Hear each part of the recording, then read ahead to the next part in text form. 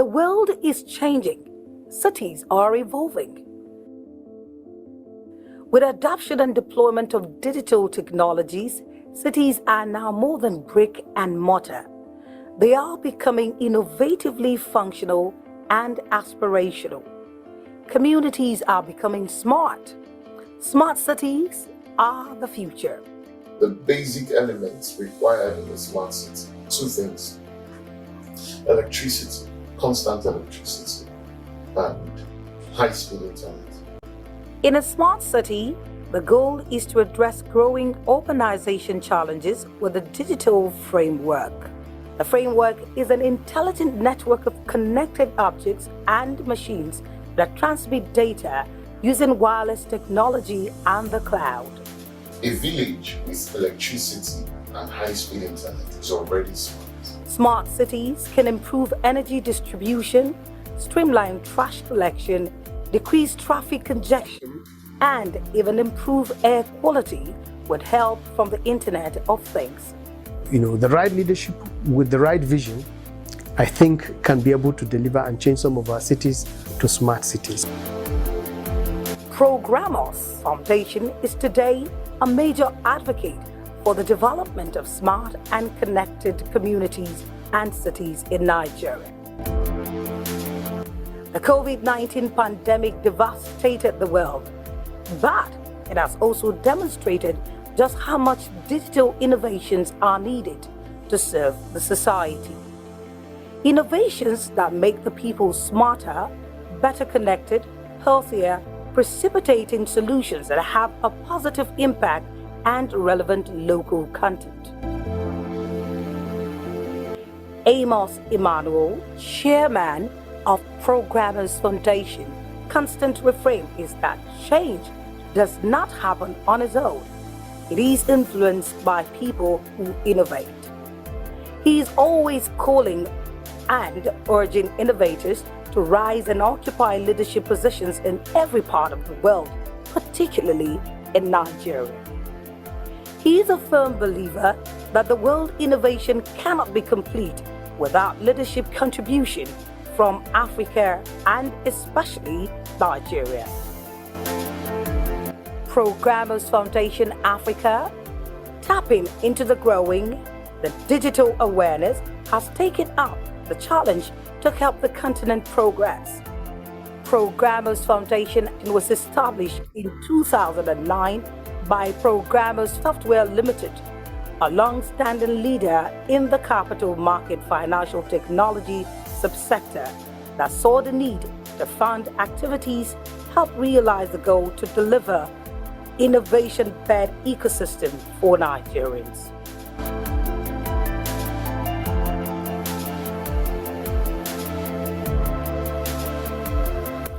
Amos Emmanuel, Chairman, Chief Software Architect for Programos Software Group, is a prolific software designer and entrepreneur. He has served as ICT backbone to numerous financial institutions in Nigeria with over 25 years experience automating and maintaining more than 100 capital market operator organizations in Nigeria and Ghana with the multiple award-winning Cloud Integra. He is the UN World Summit Awards eminent national expert for Nigeria. Programos Foundation is engaged in significant work. It is helping Africa harness the power of technology. It is teaching Africa to innovate. The impressive and groundbreaking work that Programos Foundation has pioneered is particularly important in the light of the United Nations UN Decade of Action on the Sustainable Development Goals, SDGs. The Decade of Action calls for accelerating sustainable solutions to all the world's biggest challenges, ranging from poverty and gender to climate change, inequality, and closing the finance gap. Technology promises to play a larger-than-life role in this quest.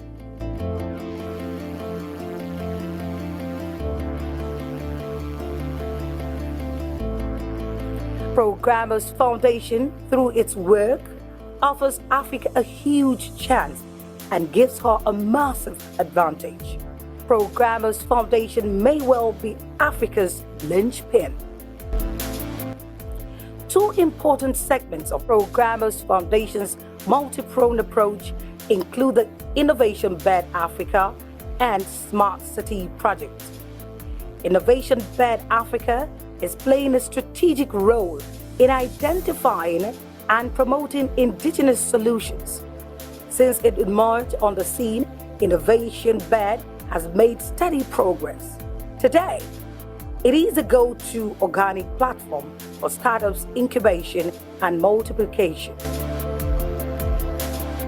Without a doubt, Innovation Bed SDGs framework offers Africans a community-based collaborative hub in the areas of mentorship, innovation capacity, development, and entrepreneurship.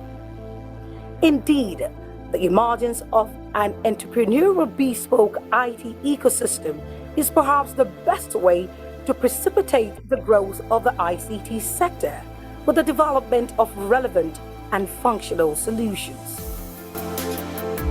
The way Innovation Bed works is to constantly explore the relationship between technology and broader social issues.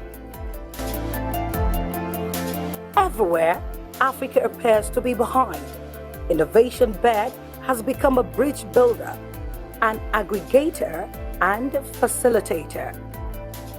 It is spearheading efforts to contribute to efforts to build a digital ecosystem for innovation development in Africa. Innovation Bed has incredible long-standing strategic initiative research partners, including the Global Digital Foundation, ICT4, SIDS, Info Poverty World Conference, Oparazone Global, and Amiable UN World Summit Awards, WSA, eminent national experts from over 180 countries. These alliances have bonded Innovation Bed to advance actions towards the UN Sustainable Development Goal from across the respective countries.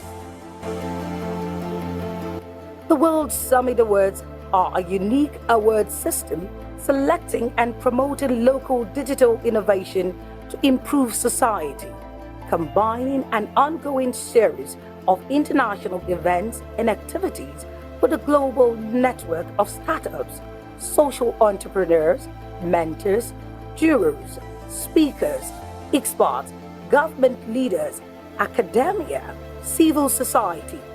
WSA is an international platform for cutting-edge examples of how ICTs can impact society positively. Innovation Bed coordinates Nigeria's participation.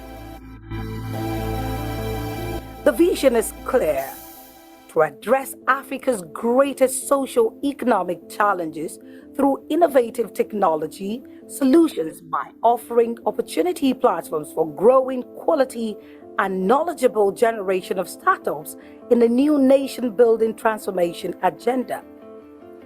Innovation Bed Startup Opportunities Gateway incubates for promotion, growing innovative African startups and impacting the ecosystem positively.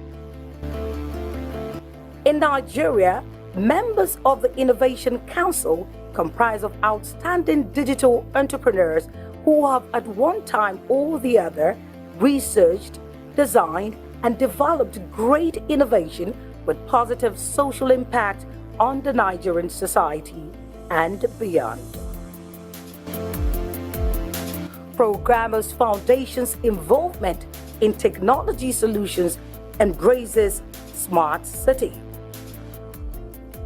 First is the appreciation of the fact that a smart city is not a computer. A smart city is a city that uses ICT to increase operational efficiency, share information with the public, and improve both the quality of government services and citizen welfare. The Economic realities indicate that as more and more people move to urban areas, cities will struggle to cope with the influx of people. The need to create smart cities is becoming all the more unavoidable. Smart cities will make urban areas more livable and truly sustainable. Programos Foundation is actively working to promote smart city solutions. Over the last decade, Programos Foundation has been working with the UN World Summit Awards to select, promote, connect purpose-driven local digital innovation with a strong impact on improving the Nigerian society, given the too many social challenges they face.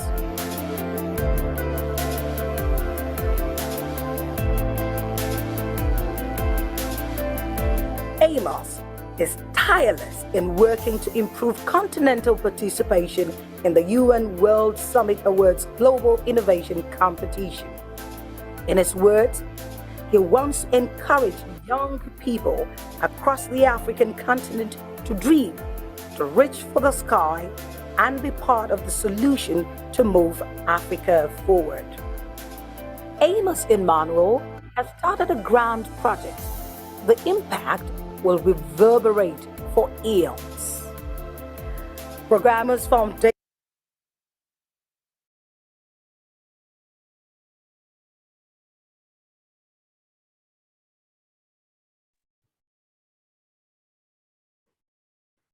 Yes, good afternoon, everyone. Good afternoon. Yeah, good afternoon. Oh, Prof. Good afternoon, sir. Oh, Yeah, good afternoon, boss. All right. Good afternoon. Good afternoon. Oh, good morning, sir, there in the US. Yeah, good morning. Good morning to you, sir. Glad to join you. Excellent. Thank you so very much. Thank you so very much. Yeah. So we'll just get to hit the program and get started.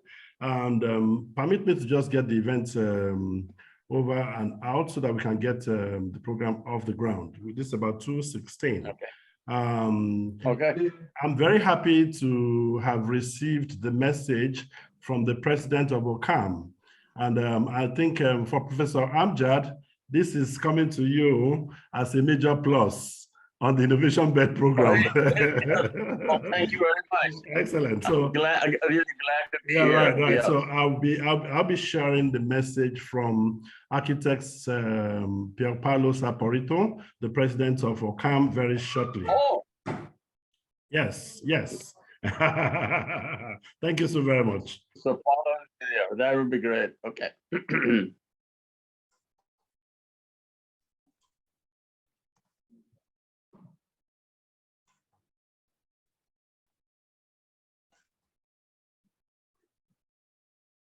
I hope my video is not. Oh. Okay.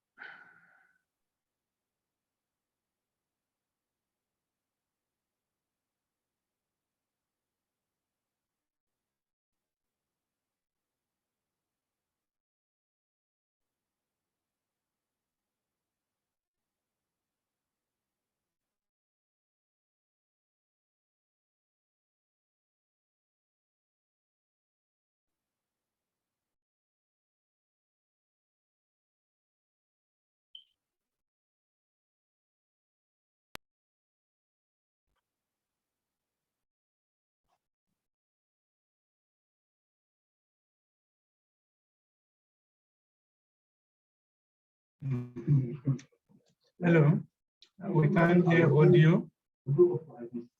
I hear you, sir.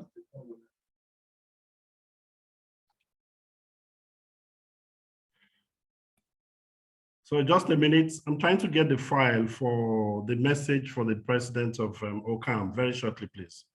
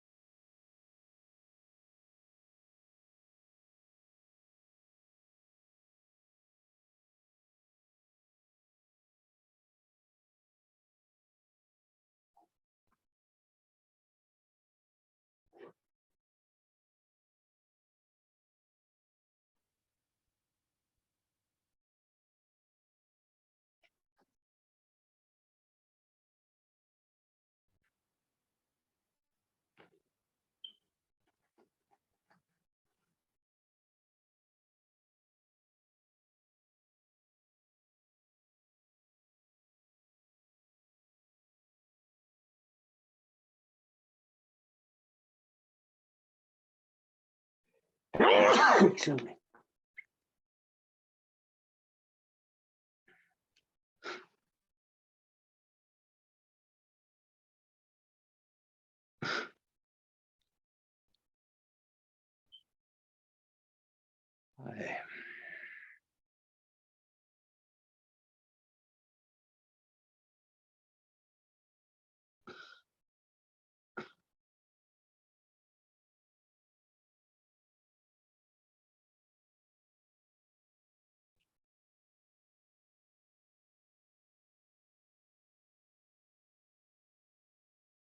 Okay, all right, please. I think this message would have to come in much later on.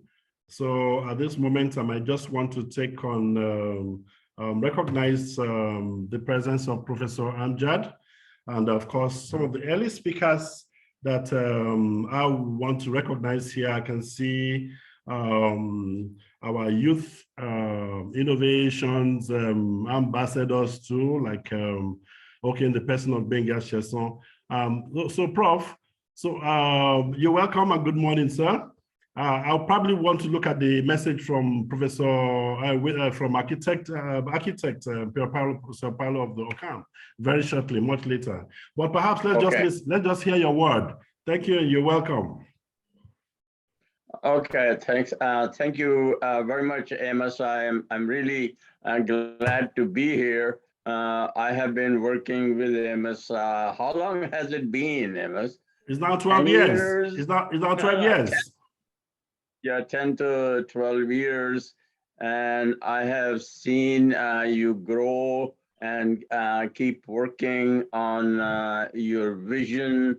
And I'm really glad to see this Innovation Africa really take hold. So anything you need help from us, that would be greatly appreciated. You're welcome. We are developing right now in the ICT for SIDS, we are developing an e-factory that could be used for rapidly transformation of developing countries and for innovation and economic development. So I will talk to you later on sometime, and maybe we can have a presentation and discussion of the work that is going on right now. So I'm glad to be here. Thank you so very much, Prof. Thank you so very much. Please let me just take on a friend. He's actually been, he's very mobile. He's actually been engaging flights from one flight to another. Please, can I just take on Mr. Benga Chesson? He had to just stop in here. He has about less than 20 minutes, so they're about to catch another flight. And I know today is a busy day and he's a proper Nigerian. Benga Chesson, your space.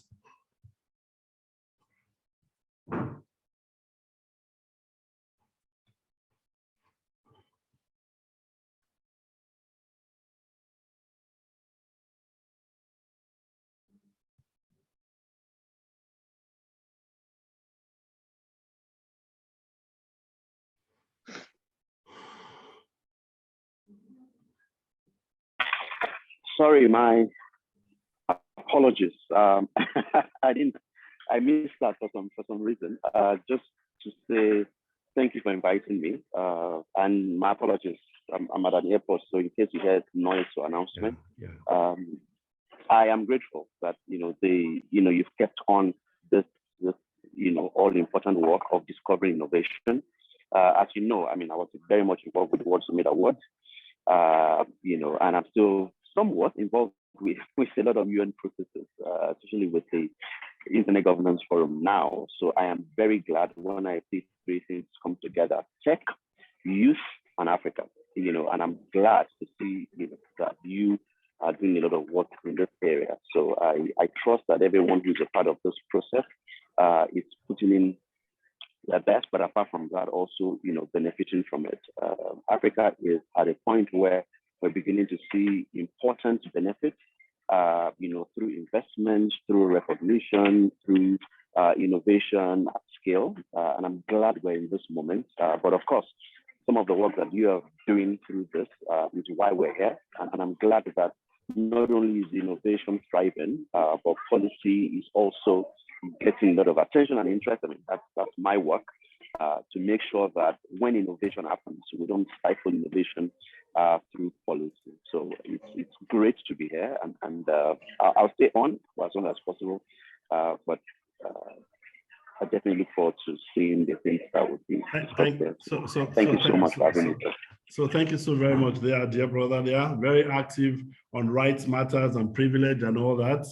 And I think he's doing a great job there. And I think recently he's just been appointed and given an appointment at the UN. Let me also recognize one other stakeholder in the house, Mr. Jide Awe.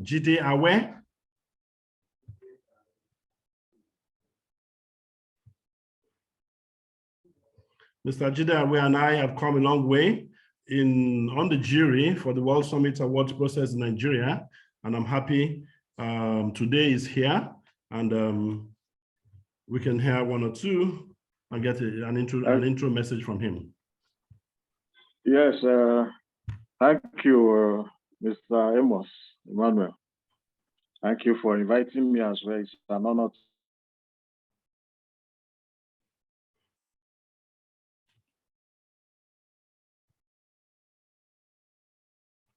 working, but always calling me. You are the one that does most of the work. But it's something that I'm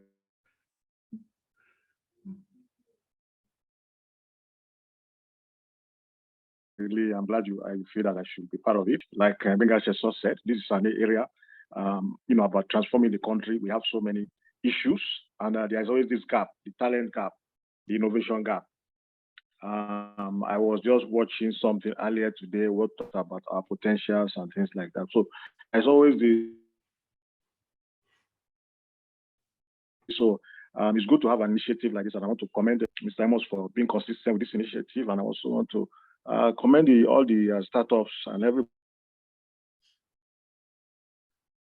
smooth and making it work, because it's for progress. So that's those are just my comments. Thank you so very much, Mr. Jide Awe. Please permit me to also recognize my president, the president of Institute of Information Management, and of course the country data officer for Nigeria, Dr. Oyedokun. Dr. Oyedokun.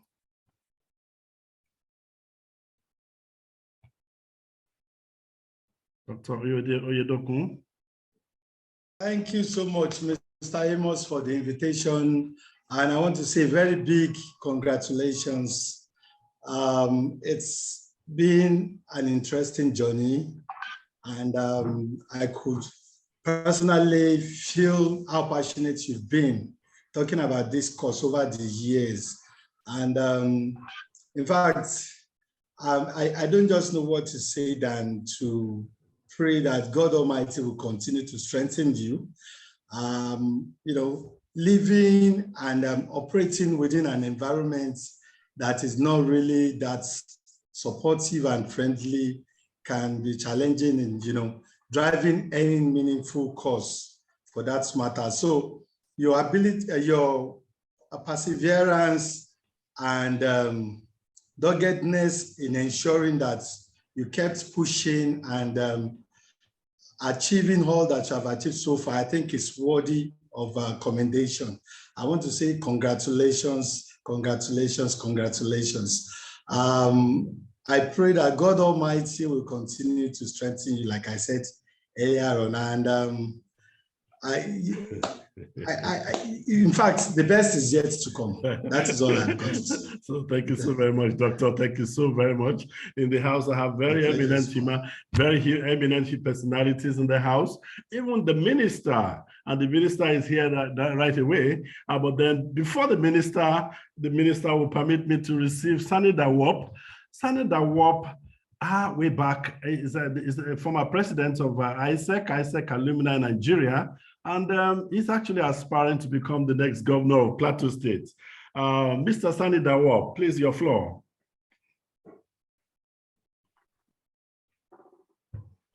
Thank you very much, Amos. It's a pleasure to be here and to join all of you. First of all, I want to say happy Independence Anniversary to all of us for attaining 62 years of independence, though independence in quotes. So we still need to work on the economic independence. We've just secured the political independence. So we need to work on the economic independence. I want to congratulate you for carrying on this program over the years. And you have always informed me of all the developments and programs and the progress that you've been making. It's been very inspiring, especially to the young people that you are building for Africa. I want to say kudos to you and keep up the good job. I'm sure you are one of our Steve Jobs in Nigeria, probably in Africa. Thank you. So thank you. So I'm pleased to be here with you all. I'm actually the governorship candidate of the Action Democratic Party in Plateau State. And it's something that I'm sure a miracle is going to happen in Plateau State in 2023, because people are desirous of leadership that can impact, that can bring development and will change the narrative. And I think those are the kind of dreams that the young Nigerians have and those who have the interests of this country at heart. So we are desirous to provide this leadership, having had opportunity to be in several positions of leadership and responsibility, right starting from the ISEC days, which is the International Association of Students in Economics and Management. When I was the national president, I joined the Federal Inland Revenue Service, worked there for 2 years, left, worked with the governorship candidate of NRC, Bagudu Hirse, for 2 years, left, joined the Office of the Auditor General for the Federation, and worked there for 13.5 years until I rose to the position of Head of Planning, Research and Statistics, left, joined politics to contest the chairmanship of my local government. And you know, we politicians don't believe that we always lose elections. We will say we are rigged out. So I actually lost that primary election with 5 votes. And that's why I tell you I was rigged out. But I say he who fights and runs away lives to fight another day. And here am I today contesting the governorship of Plateau State. So, and currently I'm a general manager with the Dangote Group in the Human Resources and Administration Department. And prior to joining the Dangote Group, I had also served as international consultant for the United Nations Development Program in Ethiopia, where I led a capacity building needs assessment.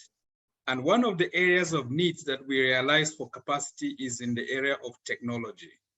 And that is what you're also driving, particularly digital technology. And then I also had opportunity to worked with the Bill and Melinda Gates Foundation as one of the pioneer staff to establish the Nigeria Country Office. And I was in charge of government relations when Bill Gates visited Nigeria in 2016. So you can see my connection with the technology industry also through Bill Gates. I get that.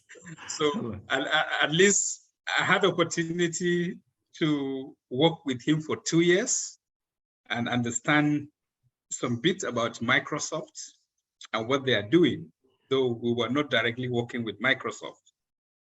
That was after I left the foundation, and I was responsible for all the Bill Gates visit to Nigeria. I was in charge of government relations, so I secured all his appointments with government officials, right from Buhari, Oshibanjo, 6 governors, 5 ministers in all the areas that we worked.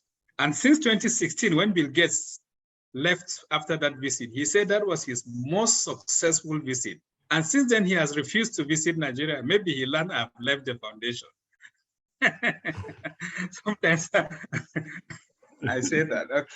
So thank you so very much. I'm sure we'll still get back to you. Let me not take much of your take much of your time, but just to tell you that I want to commend you and congratulate all of you for the work you're doing.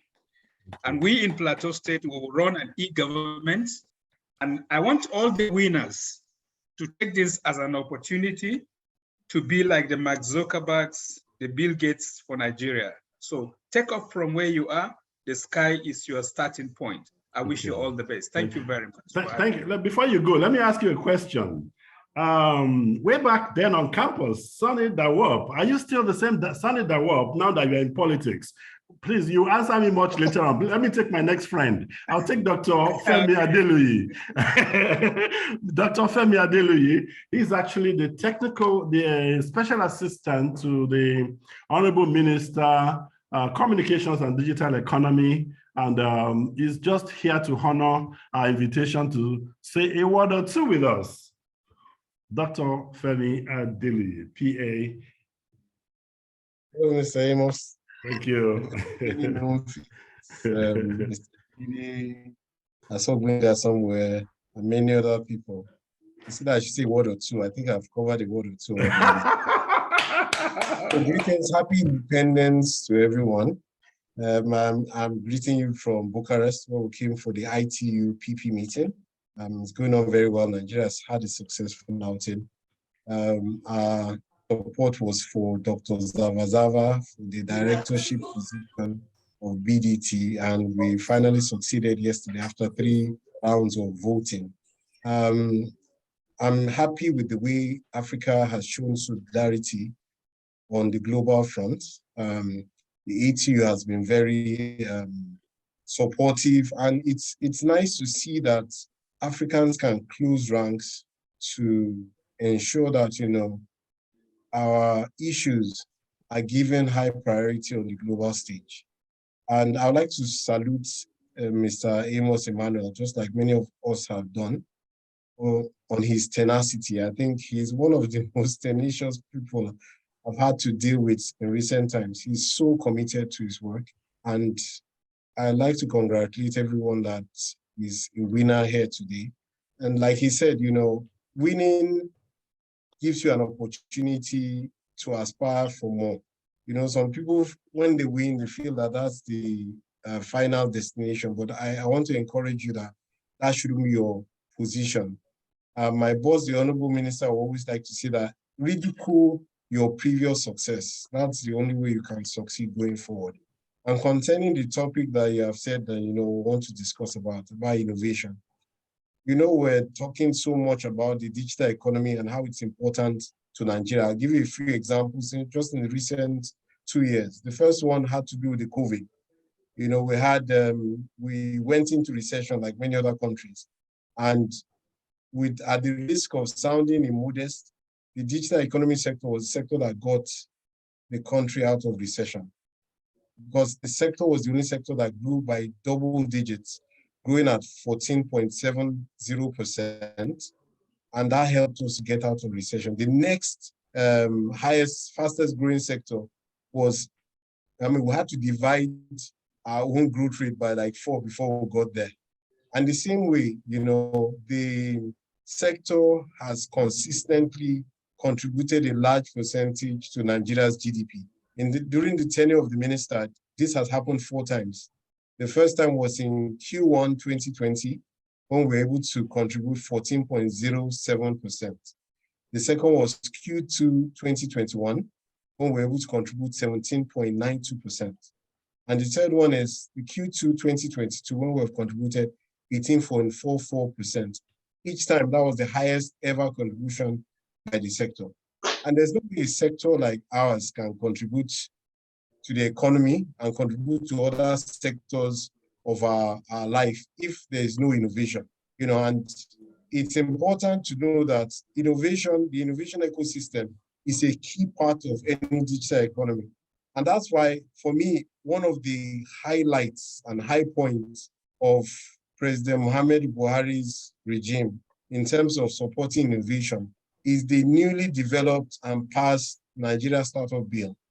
It was passed it was an executive bill prepared and presented at the Federal Executive Council by my boss, and it was sent as an executive bill to the National Assembly.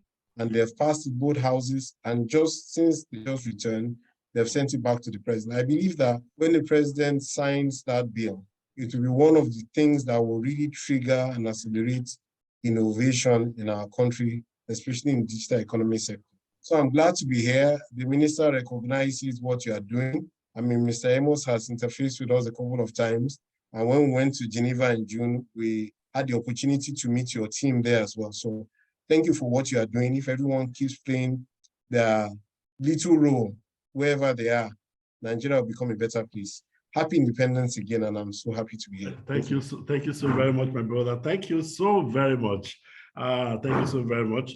I think for once, let me just pass a message to all the winners that you guys are all welcome. I'm sure we can listen, we can actually hear the messages.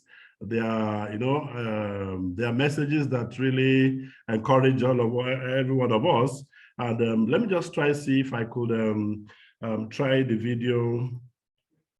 Try get the video for Sir Pareto once again. Can you see my screen? Dear friends, thank you for inviting me to this important panel on growth digital transformation and celebrating the winners of the World Summit Award for 2022 for Nigeria. I am happy to participate in such an interesting discussion that not only demonstrate how Nigeria could be a leading country in digital innovation and a model to follow for entire region, but also underlines the importance of an innovation capacity incubation drive in Africa. I'm so pleased to learn that so many young people and leaders like you not only recognize the advantages that technology can bring to the development of your communities, but also operate to define new approaches and solutions for specific needs to so improve people's life. It's great to see young generation actively involved in the promotion and integration of the new powerful and promising instrument to overcome the challenges of the current society.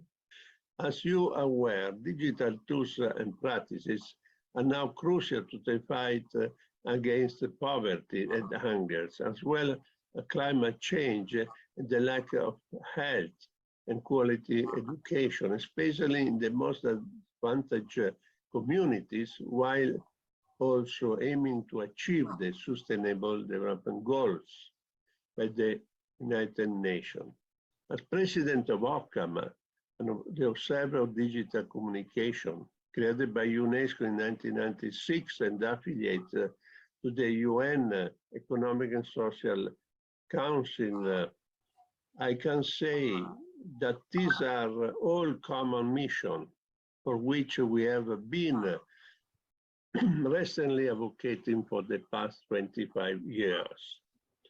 And in the past 20 years, we have been doing so directly at the UN Nation Headquarters in New York to the InfoPoverty World Conference that gathers together governments, policymakers, international organizations, business, and the civil society at world.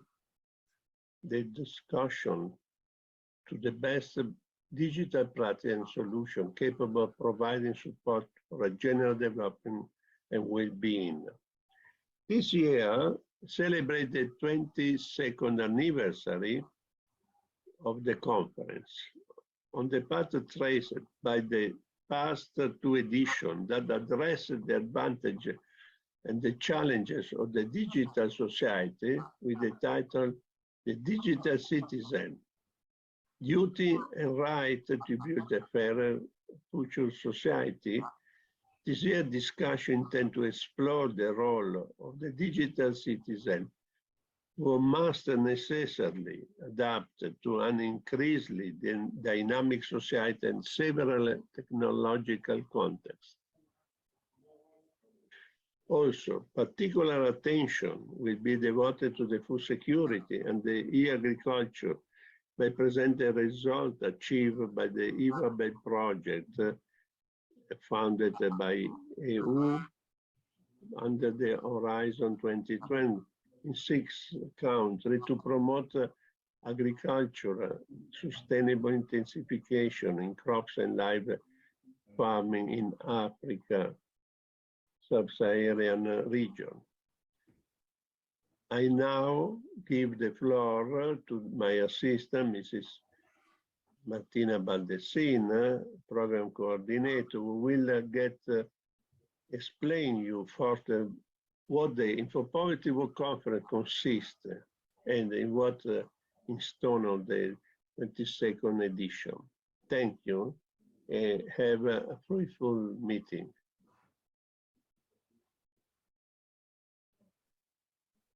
Good afternoon, everyone. Thank you, Mr. Amos, for inviting Occam to participate in such an important panel. And thank you, Mr. President, for giving me the floor. As already underlined, Occam, that was founded in 1996 by UNESCO and has been associated to the United Nations Economic and Social Council since 2005, works to identify and implement the best digital practices to fight poverty and improve people's lives through the InfoPoverty program. Here you can see a map that lists all the InfoPoverty World Conferences each year, as well as the evolution of digital innovations. Among others, we have implemented many e-services for development, from telemedicine to education, from food security to e-governance in communities in Latin America and Africa. Among the most successful projects was the ICT Village model that implemented telemedicine and e-education on a community level. Other projects include the eMedMed project, as well as the 3 robotic building system. Occam at the moment, and as President Saporito has already specified, is working on the EWABEL project that is funded by the European Commission. The InfoPoverty World Conference represents, for its continuity and interoperability, a high-level forum gathering policymakers, representatives of international organizations, businesses, and civil society to address and discuss the advancements brought by the digital revolution and the best practices to implement. It is part of the InfoPoverty program, and the solutions and ideas that have been discussed and included in the final declaration of the InfoPoverty World Conferences are then realized throughout the years. We were lucky enough to welcome Mr. Amos during a past edition of the conference, and we will be honored to do so this year again. As anticipated, the 22nd InfoPoverty World Conference, with the title The Digital Citizen, Duties and Rights to Build a Fairer Future Society, will take place on December 1st, 2022, at the United Nations headquarters in New York. And it will be live streamed on the UN webcast. If you search on Google UN webcast and then type info poverty in the search bar. There you can find all the info poverty conferences that have been held throughout the past 10 years.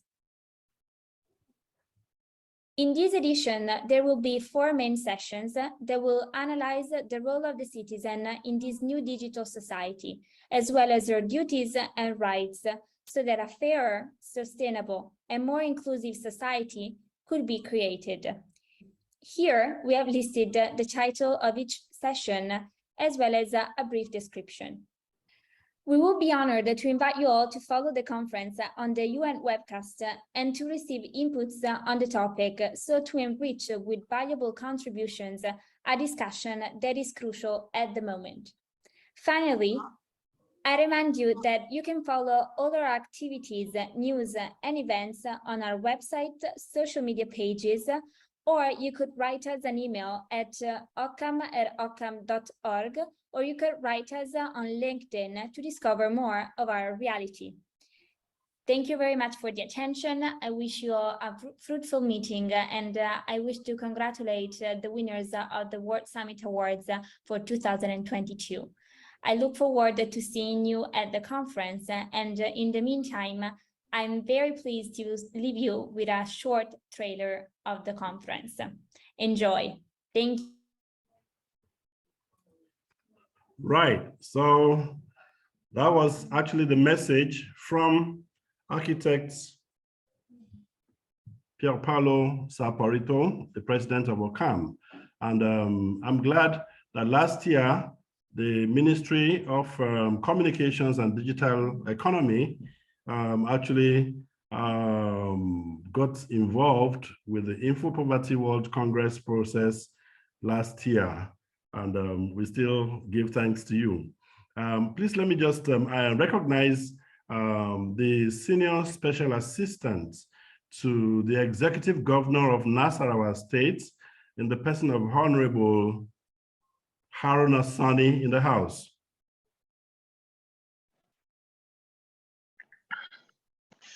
All right. Thank you, Mr. Amos. Good afternoon. Thank you very much for giving me another opportunity to speak on one of your programs.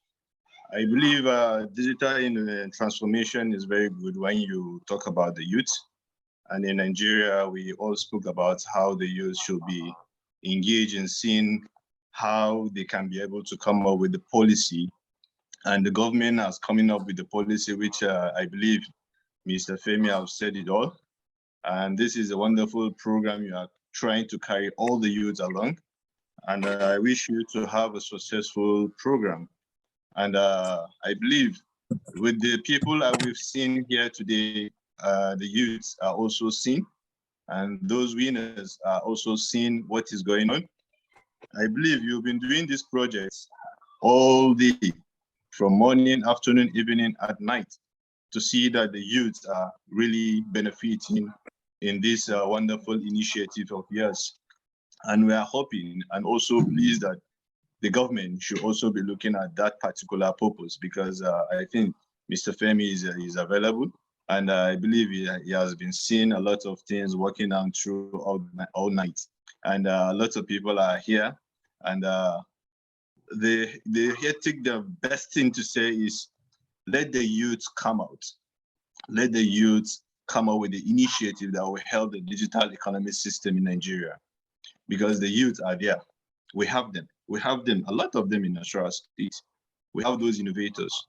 We have so many in Nigeria, but how can we be able to manage and to make them in one place that can be able to generate something for the country, so that the country, the digital economy is the oil today. We said the ITT itself is a new oil, which is very, very, very dedicated. Mr. Femi, I believe, is here, is still available.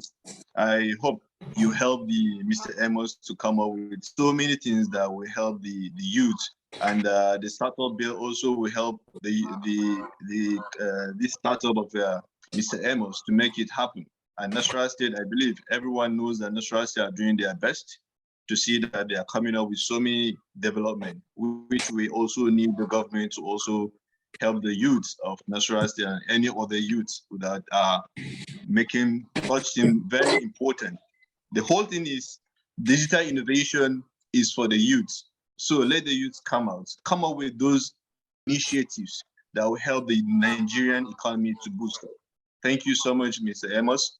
I wish you a very successful program, and also I will still continue to be part of the program until the end of the program, because it was a wonderful program.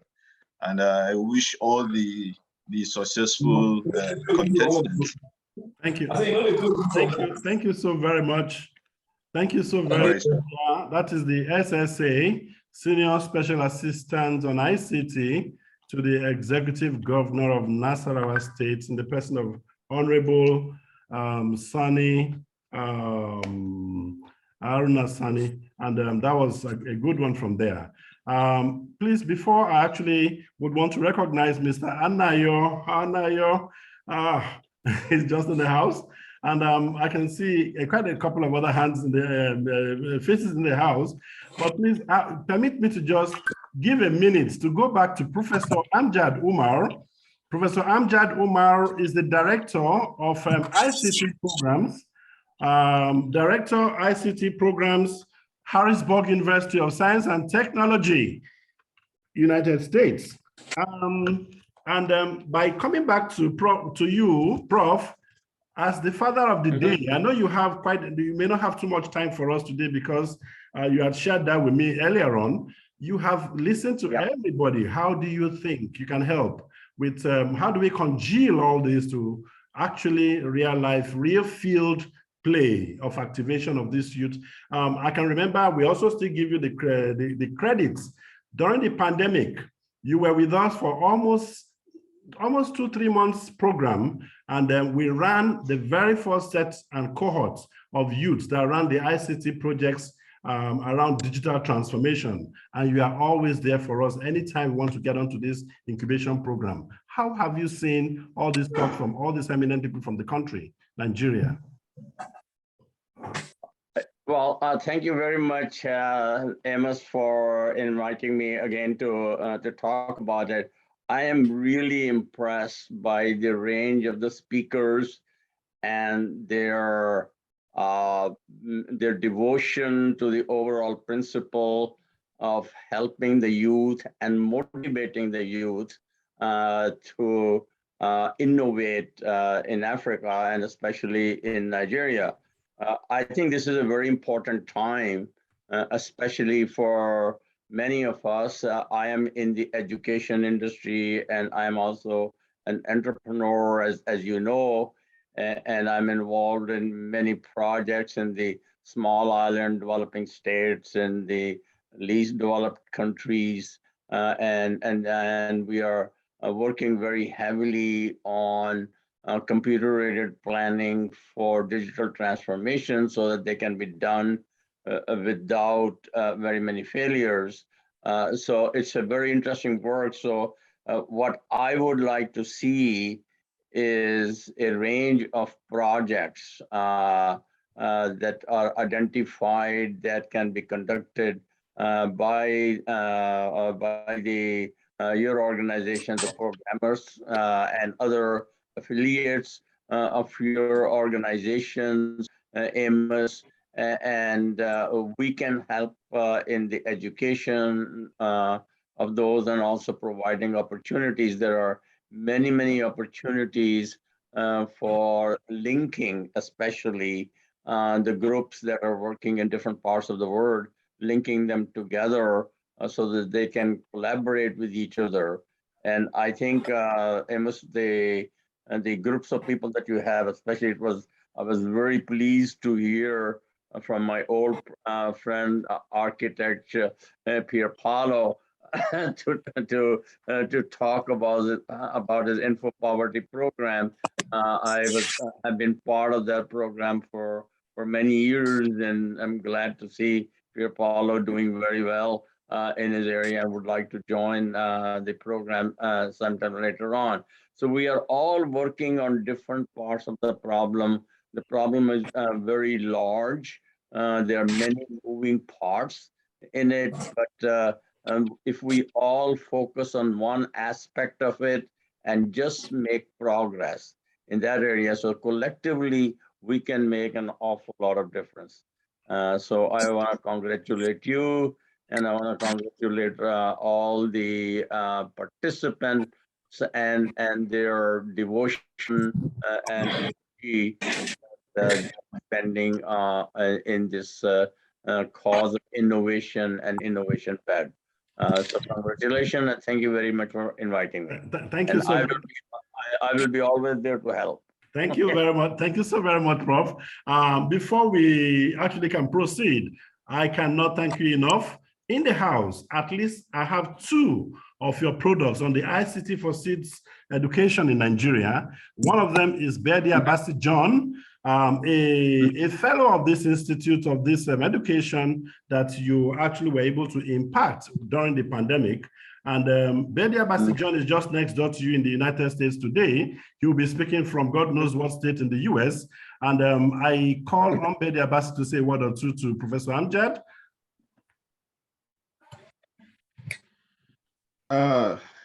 Good morning, Prof. Good morning.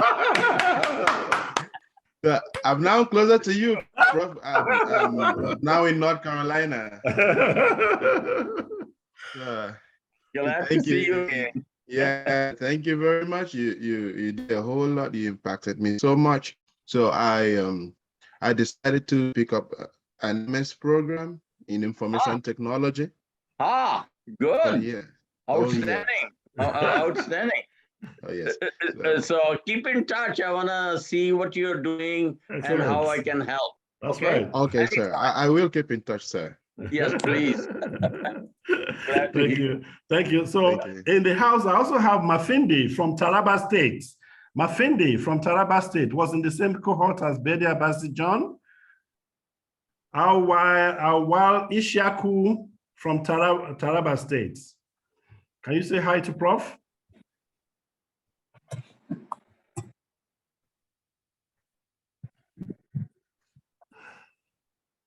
Hello.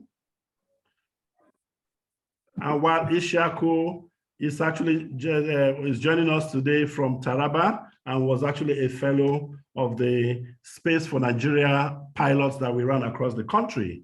And that was actually one state that was giving us so much internet connectivity problem, which I perhaps think maybe by today is improving. Okay, while he's not there, please permit me to just take on Dr. Ewart. Dr. Ewart, before I go to Mr. Anayo Agru. Dr. Ewart, please. Yes, thank you so much, my brother. I appreciate you. I appreciate what we're doing on the Happy Independence to everybody. Okay, sir. And I believe that what we are doing now will expand the access comprehensively to technology and allow us to go digital and begin to make things easier, not only for ourselves, but to join the global concept of making things easy for everybody and the whole world. Thank you so much. Thank you, thank you so much, Doctor. Myself and Dr. Ndeyo Ewart, we have met severally, but we've never actually got to know each other until very recently, but actually shared a research we did together some years back in Abuja. It was actually a health summit, and we had this at the, was it at the Transcorp Hilton Hotel?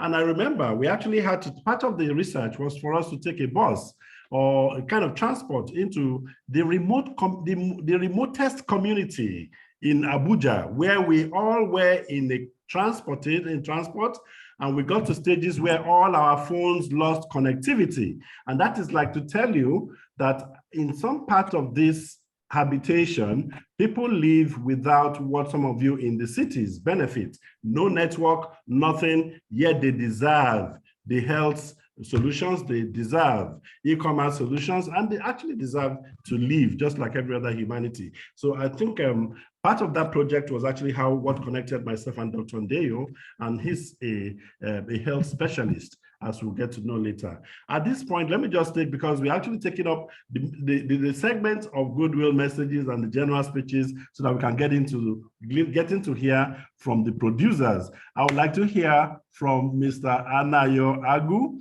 Anayo Agu was there at my 10th anniversary in 2007.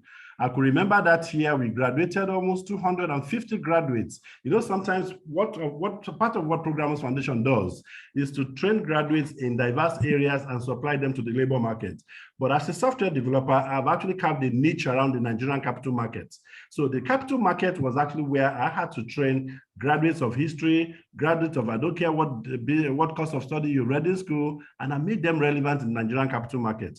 And it got to a stage that even when the distress of the market came, employers have to be retrenched. My set of people that I supplied to the market stood out, and they remained the last to be touched. Until today, some of them are still in that market. Some of them have become MDs of stockbroking firms, and some of them have taken on to new visions. And I think this is actually the whole dreams. And this was way back as at 2007. And I think there and then I was there to have Mr. Anayo Agu, then senior special commercial specialist at the U.S. Embassy. So, Mr. Anayo, sir, you have your floor.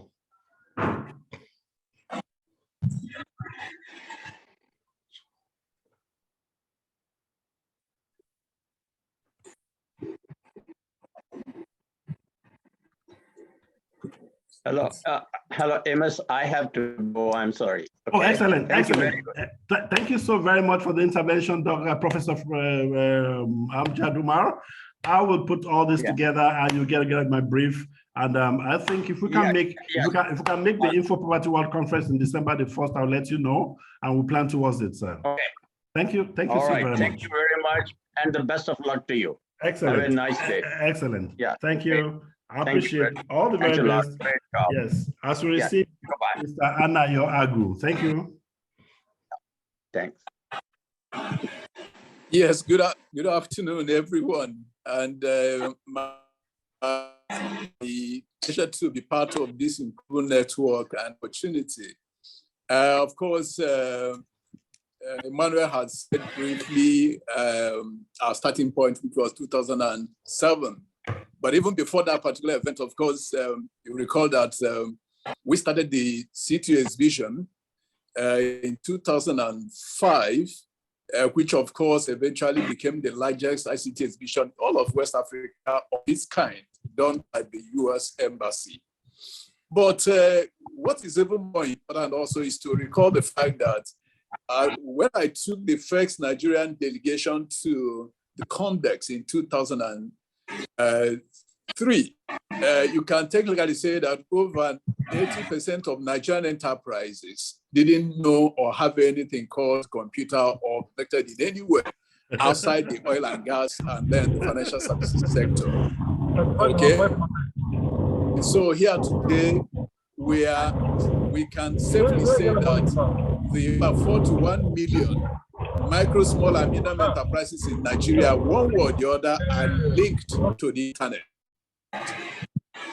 And there's none, I can say for sure, that don't have at least a handphone. So that can give you a picture of where we are and where we are coming from. As a matter of fact, when Nigeria launched the digital telecommunications 2003, we had less than 500,000 functional lines in Nigeria as a whole. So it's been a long way, and I'm very proud of you. I've said it privately. I would like to say it publicly also too, because you have remained, resilient. You have braced all odds. You have also touched lives, because you see, one thing is to succeed in what you are doing. Success simply means set a goal for yourself and achieve it. But significance is winning and helping others to win. Glad to see the young man who just called it from the US, and also listen to how his miracle came about. And I know about so many other people, including those who are showcasing their talents today.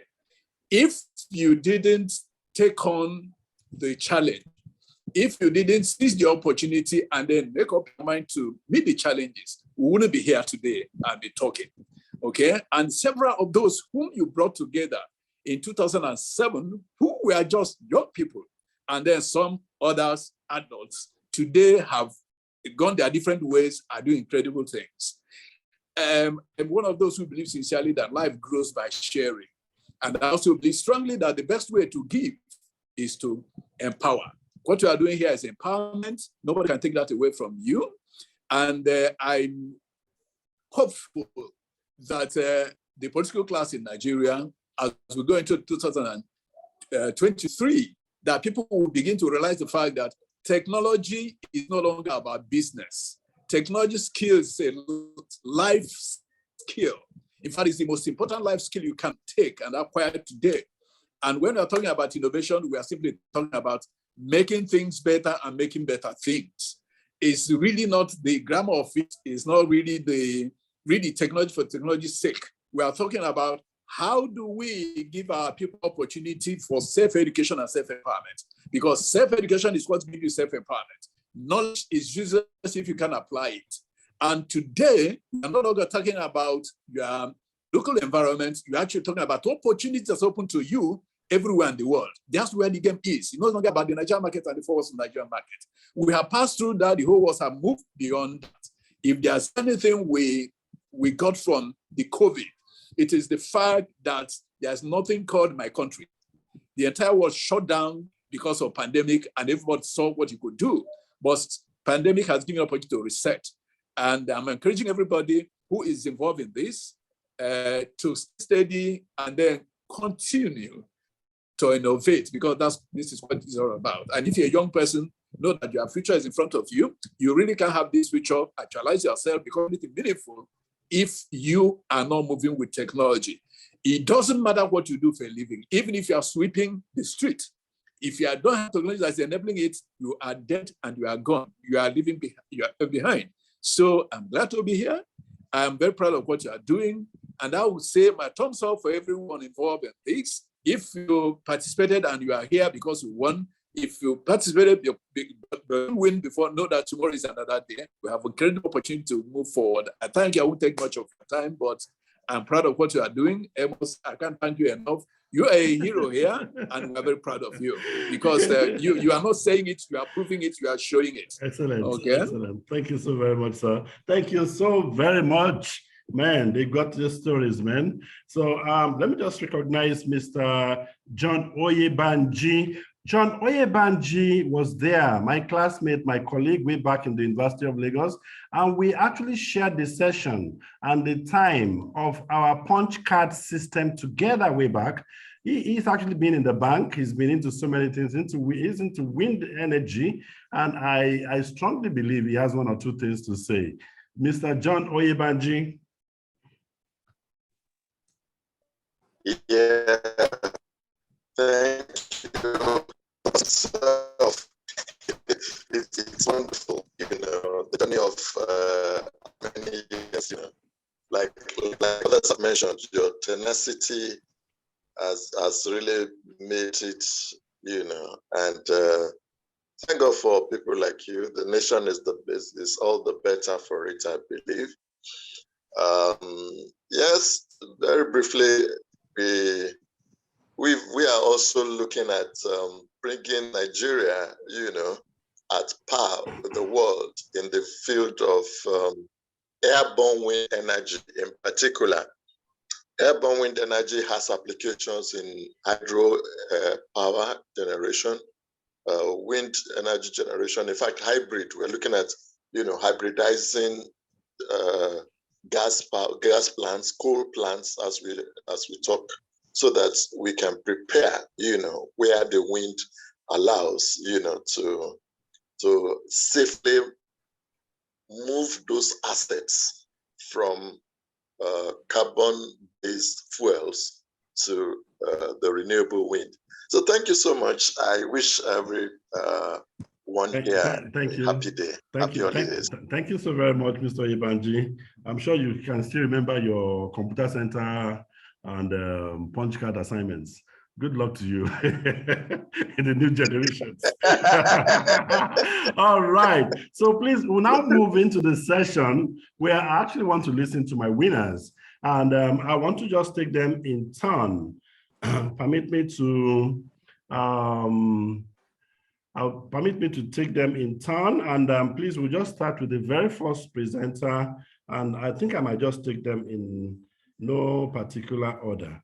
So, gentlemen, I'll be having your sessions. We actually got our producers to pre-record so that we don't have network problems and so that we'll be able to take advantage of time and deliver more in today's event.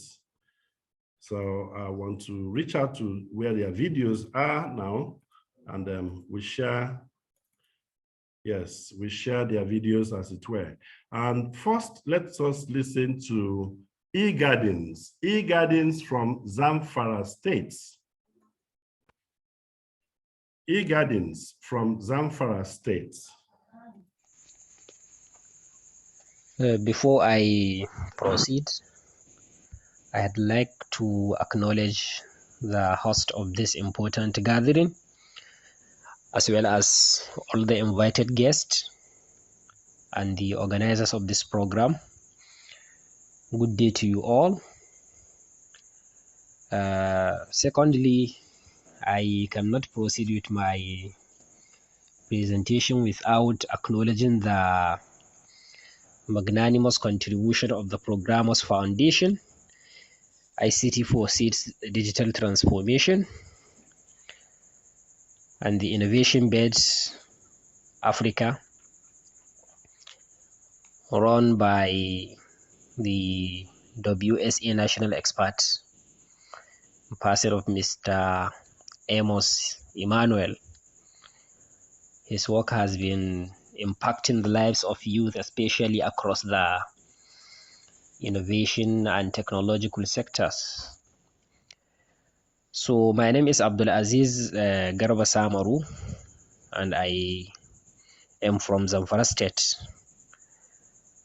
The product I am presenting on is titled eGardens, and our vision for this product is transforming the food system as well as mindless consumption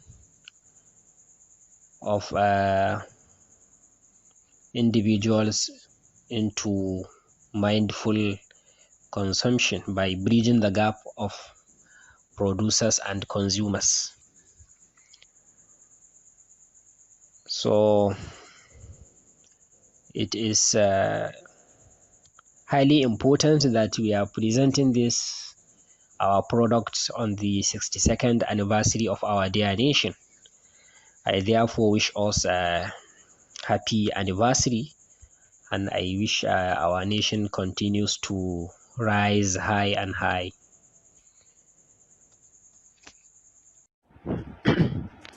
Hello.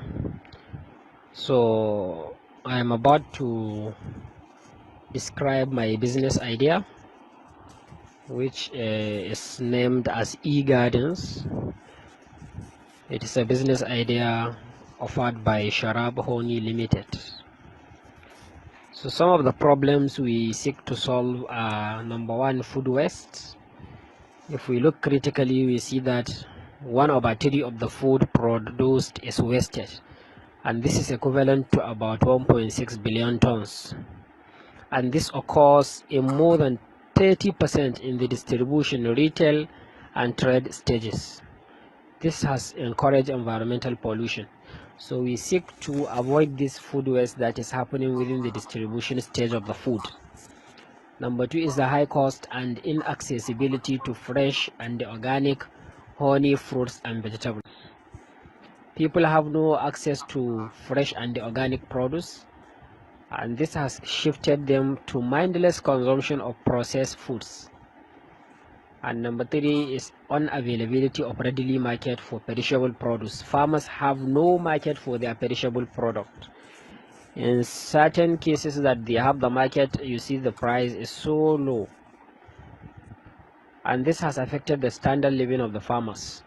So these are some of the problems we seek to solve, and our solution is through smart virtual market for fresh and organic produce using mobile technologies and the efficient logistic services that we are providing. and we are providing waste management through the daily processing, packaging, and delivery of unsold produce.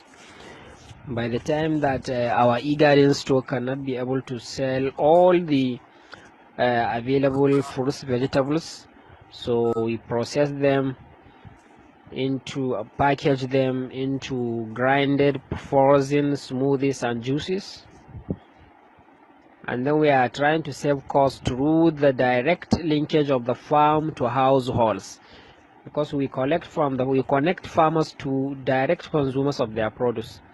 We are cutting all the middlemen, since we are leveraging on the power of mobile technologies and the logistics services. Hence, we are promoting healthy eating of all.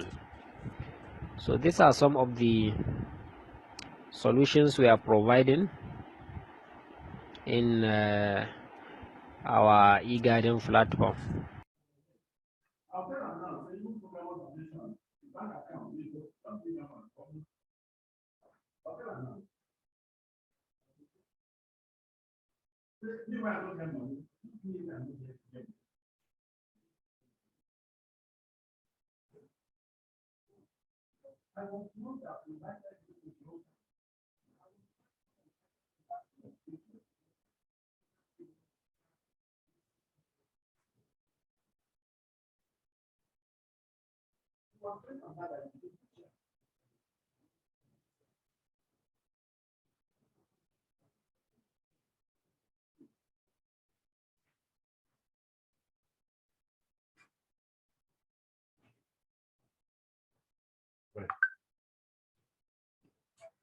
Right. Right. So we will at this point, that was e-gardens from Abdulaziz Samaru from Zamfara State. And I actually had invitations. I sent invitations to some World Summit Award winners. And I know there is actually a player who has done so well in this area, and I would have loved this message if he's here. The CEO of Chowberry Incorporated, are you here? Okay, he's a World Summit player. I would have loved this message over that last product. Well none. Let's get on to the next one. And this is to say that with all the passion and for all that I've done in the last decade, and this is almost like additional 2 years in the new decade, because this new decade, we have to be on the field. Being on the field is to say we are not speaking too much of English again. We have to be on the ground delivering the e-services, the various digital services, and making them possible that they can actually improve prosperity for people. As I speak, Programos Foundation has been doing this. The bank account, I speak it now so that someone like Dr. Olufemi Adelui can hear that it's not about national budgets. Programos Foundation bank account has been dormant for the last 10 years, but I've just done this with a passion, with the brain, and with the little I could do from my software business. And that is to say this is possible at to scale, on a larger scale. Permit me to feature the next presenter.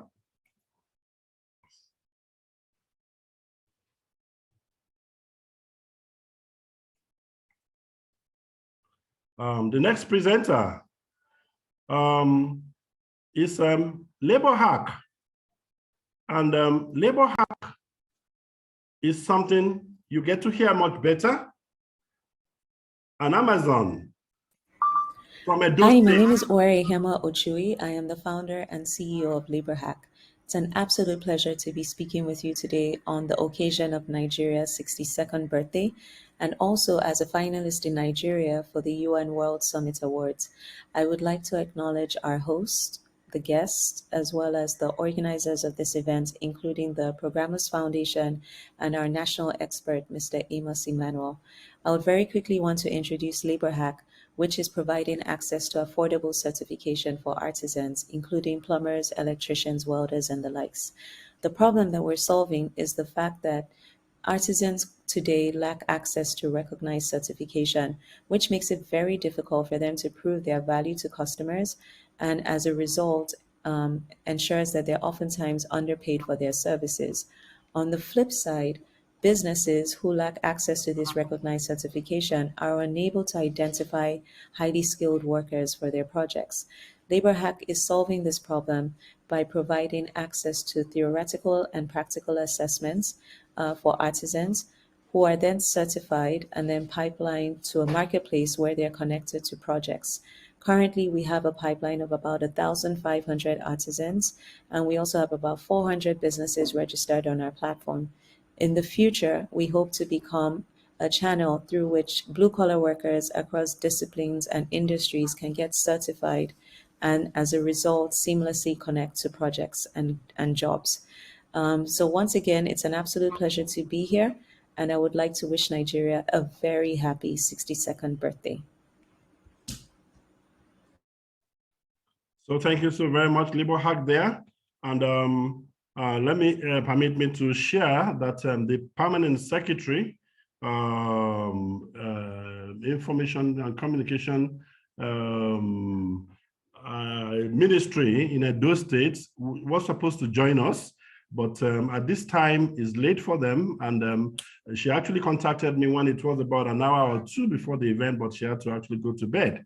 And she's actually there for this product, and of course, particularly very interested to see how they can actually connect with the winner for Edo State. I'm sure they've planned Edo Expo in a month or two, and for which they have actually shared their concept for me to offer information. So thank you so very much once again. And I will move on now to the next, because we had to get them to do this recording so that we can earn more time and be more strategic in my algorithm for this delivery.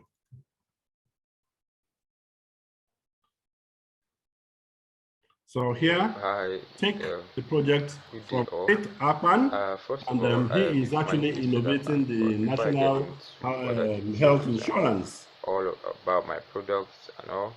I also want to acknowledge our host, our guests, and organizers, especially the person of especially Programos Foundation, Nigeria's volunteer at the UN World Summit Awards, and ICT for Seeds, Digital Transformation in Nigeria. I want to also acknowledge Mr. Amos Emmanuel, the national expert, eminent national expert, who has put in 12 years of his practice life in volunteering and conducting the UN World Summit Awards process in Nigeria, with several success records, and promoting regional youth innovation capacity incubation, also known as Innovation Bed in Nigeria. Like I said, my name is Faith Akpan, and my product name is ENHI, Improved Healthcare Service Delivery Management System for all Nigerians. And now, what really brought about this innovation?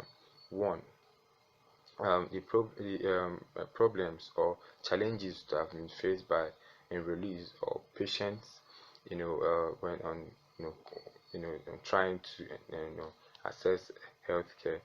One of them, sometimes it may be they are not, the cards, normally it's paper cards we use in Nigeria at the moment, but of this innovation is no more paper. You just use your phone or your whatever device. You could just log in and see your profile. Everything is now you like, for example, you can't, most times when they come to do addition, they are not being able to make payment right there and then in the office. But right now they have to go to the bank and queue and all that challenges. This innovation has resolved that. You can make payment right there and then in the office, and receipt to be generated to you and all that. So the e-receipt will be saved in which you could be able to reference in future. You could recall, reference it whenever the needs arise. There's a whole lot this innovation have resolved. This also includes the call center management system and the complaints management system. We've developed a standard complaint management system in which once you lay a complaint online, you could be able to, your complaints will be tracked. You could be able to, you could, you that lay the complaint online, fill the complaint form, be able to track your complaints, you see the progress of the complaints and all that. Another thing is that on the gift ship part of it, gift ship G to be precise, the enrollees, once they come to the office to do registration, they have to start waiting. After waiting the waiting period, they don't really know when their name is out. They have to start calling, coming back to collect, take printouts, and then go to the hospital. With this innovation, it won't be like that, because once your name is out, the days, you see the days left. Once your name is out, you see the NHI number will come out on the app. You'll be able to get your NHI number. You'll be able to see how many days is left. Then you'll be able to get notifications before expiration, 3 months before expiration. So it won't be you just go into the hospital and then they say your name is no more there, and then you start running around, and all those inconveniences, they won't be there. And under the NYSC part, you'll be able to select, like choose hospitals of choice. The NYSC core members will be able to choose hospitals of your choice, from the app. And another thing is that I'm working on something under the fake drug, tracking of fake drugs and all that. That one is it should be done soon. I'm doing a test run about like around it, So there's a whole lot I've really done. I'll probably, if you want to see more, you could get the link for the video, the video demo of all whatever you see. Is a whole lot. It's really the challenges I've been able to resolve from that from this my innovation is over 12 challenges, or 13 challenges, sorry, I've been able to resolve from this my innovation. And the target audience is 216 million Nigerians, I know, and then 57,000 hospitals in Nigeria counting, and then vision for this product in years to come. The vision for this product in years to come is really huge, because it will ensure that healthcare delivery system under NHIA is seamless. A good number of those like challenges they normally have when they go to the hospital, from this very app you'll be able to book appointment with the doctors. No more queue in the hospital. You'll be able to book appointment with the doctor. You get there on the scheduled time, doctor sees you and you go. You get your drugs, prescribed. Everything is done online. Whatever has been recorded, whatever prescription you've been given, you could be able to see them online, and then go get your drugs, and everything is documented there online. I wish Nigeria a wonderful 62nd independence anniversary. Thank you. Right, that was Faith Akpan there from Akwa Ibom State, and that project I've actually connected them with Check It App. Check It App was discovered 2 years ago within the pandemic.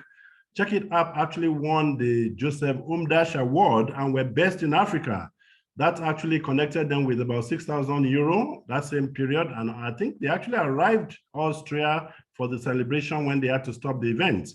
But at any rate, Check It App is doing so well right now, and recently they're just partnering the United Nations to do more over drug counterfeiting in Nigeria as well in perhaps other countries. They are actually on ground in Pakistan and a couple of other countries as we speak.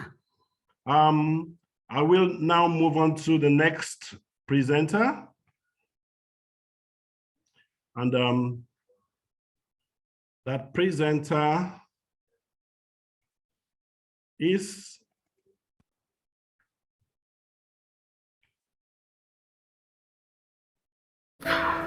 my name is Fawzuddin Mahmood. From Zamfara State.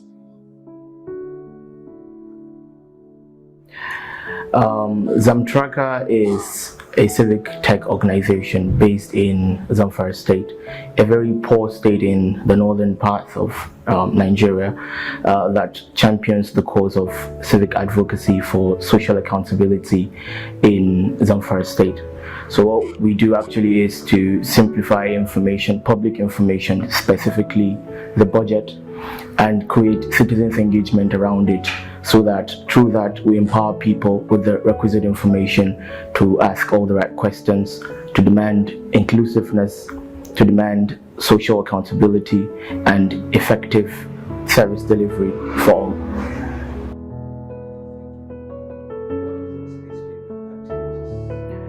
Well, what we actually do at Zamtraka is to try as much as possible to create access to information so that the layman gets to know what is actually happening, and we also simplify that information for easy understanding. So through that, we strive to entrench citizens' engagement and to intersect citizens with government, so that citizens can be able to use that bit of information to ask all the right questions. And also through our project tracking unit, we track, we monitor, and we report on capital projects that are captured in the fiscal budget, as well as the constituency project, formerly called the Zonal Intervention Project, so that we make sure that those projects are implemented and are executed in such a way that they are up to standard, and as well as serve the interests of the common man.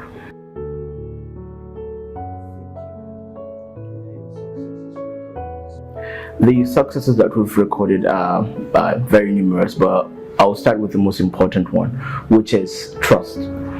Through our work, we've been able to build trust among people and not to marginalize our audience. And also in 2021, we're among the very few organizations that brought OGP into Zamfara State, or that opted Zamfara State into the Open Government Partnership. And with that, we also were among the organizations that help populate the action plan for the implementation of that particular initiative in Zamfara State. With our project tracking unit, we've been able to track over 100 projects scattered all around the state, just to ensure that there is accountability and there is also effective implementation of those projects. And since our inception, we've been able to also create a very, very unique online community of 10,000 followers across different social media platforms. And our reach, our social media engagement has so far reached more than 300,000 people online alone. And also, we've been able to, formulate the first ever citizens budget in Zamfara State, which is like an abridged version of the fiscal budget that is simplified in such a way that the common man understands what is being budgeted and how expenditures are going to be made. And we're very happy to highlight that it has been adopted by the State's Ministry of Budget and Economic Planning as a fiscal intervention for transparency and for accountability in the state.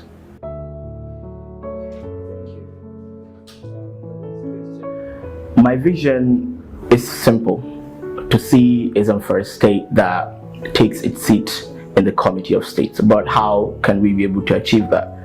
Through our initiative, we strive as much as possible to create active citizens that use our simplified information to be able to ask all the right questions, to demand for accountability, to demand for inclusiveness, to demand for transparency, and also to demand for effective service delivery for all.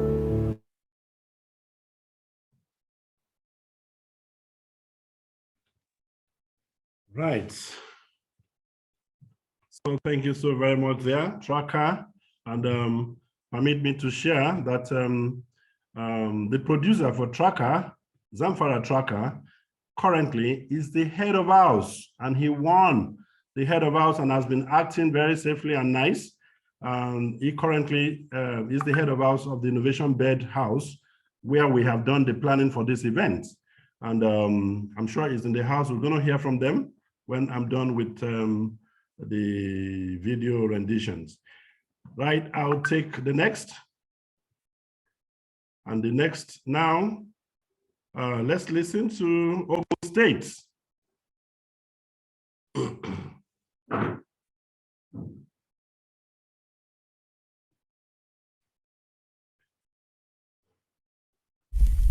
And I had a dream that someday I would just fly away. And I always knew I couldn't stay. So I had a dream that I'd just fly away. I've been on my own for a minute. Is it only me out there? Searching for the place to begin it. Is it me? Is it you? Is it fear? Standing on the line I was. Hello everyone, my name is Vincent Precious and I'm the co-founder of Jakira. So I'm here to talk about food. Now, what have we done and what are the issues with food, or rather how people buy it? Despite internet penetration in Nigeria, we have not been able to get a very trusted platform to be able to sell food items online. I came across Jakira on Instagram. I had just gotten back from work that Friday, and I knew fully well that the work I didn't finish over the week would spill into my weekend. I decided to find an Instagram vendor that can deliver food stuff, at least the basic ones to me in Abeokuta. I was almost giving up when I saw Jakira. The website is extremely easy to use and their delivery is fast. I didn't even know they would deliver it that same day, plus the fact that they are even in Abeokuta. Jakira has me on lock. What's our strategy here? Our strategy enables us to focus on different communities across different states, and this enables us to maximize our efficiency, and this also includes a comprehensive vendor network. Also, our approach on technology and it gives us an edge above and gives us an edge over our competitors. Okay, let's talk about accessibility. Now, over 1,600 people have had access to our platform, and during that period, since inception in October 2021, we've been able to deliver over 379 items, and we have done this at our standard of delivering at an average time of 2 hours. So we have been running in 2 states in Nigeria, and the operations that we have carried out are in Oyo State and Ogun State. It is my pleasure to introduce my team to you. We are a team of 5, and we are capable of delivering this project, 5 young Nigerians. Thank you once again for this opportunity. My name is Vincent Precious. Right. So that was Jakira from Ogun State. Next, I'll take Mektek from Taraba State. Good day. Before diving into my project presentation, permit me to welcome our guest for today. I will start by Honorable Grace Lolan, and also distinguished Senator Dr. Emmanuel Bacha, and also Engineer John Apantivo, the General Manager of Taraba State Television. And also, lastly, we have Professor Jerome Yami. And before I also go further, I also want to thank the following organization for giving me this platform to air my view and ideas. I want to thank the Programos Foundation, the Innovation Bed Africa, the WSA Nigeria, which is the World Summit Nigeria. I also want to thank the United Nations, and I also want to thank the Digital Transformation Center. And lastly, I want to thank the ICT Foresight for giving me this opportunity to present my idea. My name is Iswa Husseini Ezra from Taraba State, the CEO of Make Technology Jalingo. And my product title is Bridging the Gap of Technology in Taraba. Why I come out with this project title is because we have a problems of bridging the gap of technology in our community and the world at large, like Africa per se. This is the more reason why we come up with this idea. And our project will be focusing on how we can boost the technology industry by producing a sustainable power supply, which is the battery. And now my project will be mainly on lithium's element because we have it in Taraba State and how we can make use of it. So you follow us on our presentation today to hear more about the ideas. And I also, my target people and audience is the masses, which is the Nigeria and the world at large. And also, we have recorded many successes in this project. We have trained more people on how they can be innovative in the electronics field and how they can use battery as a means of sustenance. And by the grace of God, by next year, we'll be producing this product and we'll be sending it around.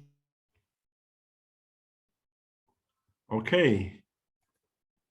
Okay. And I think that was from Taraba State, Ishua Hosseini.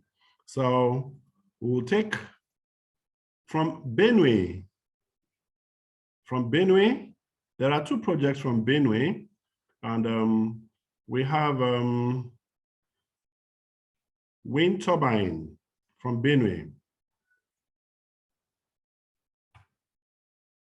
Without exception, I would like to acknowledge the organizers, the guests and hosts of this program.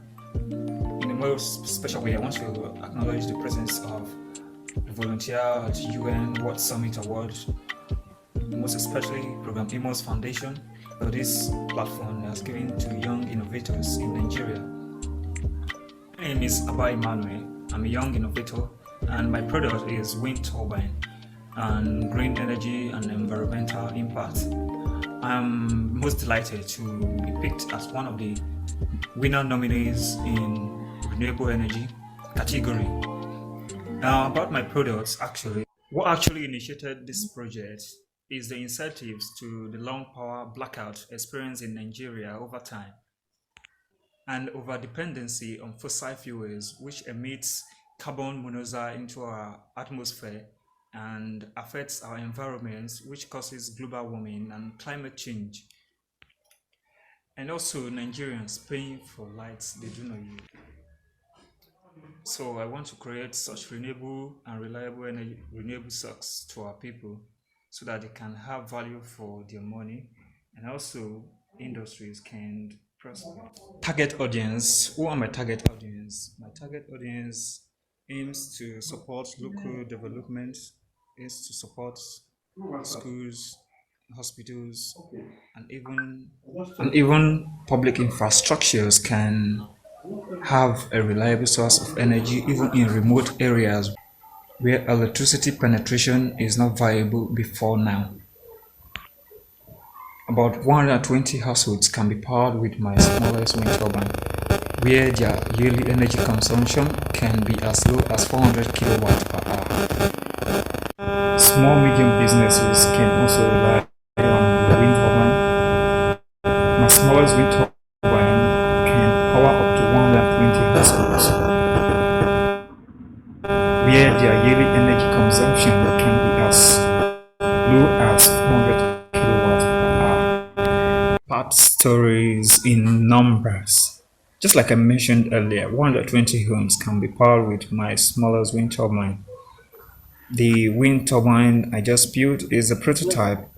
It's actually a 250 watt wind turbine, a horizontal axial wind turbine, which uses the speed of the air to rotate the mechanical generator that is attached to the wind turbine.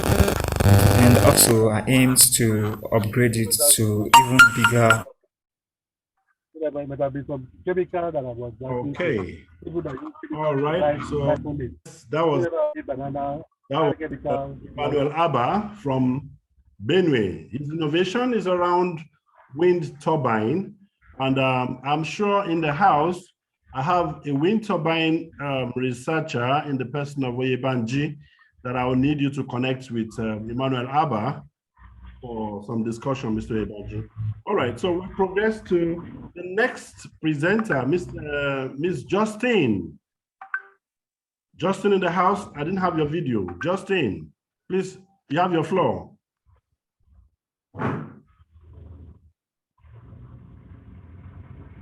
Justine.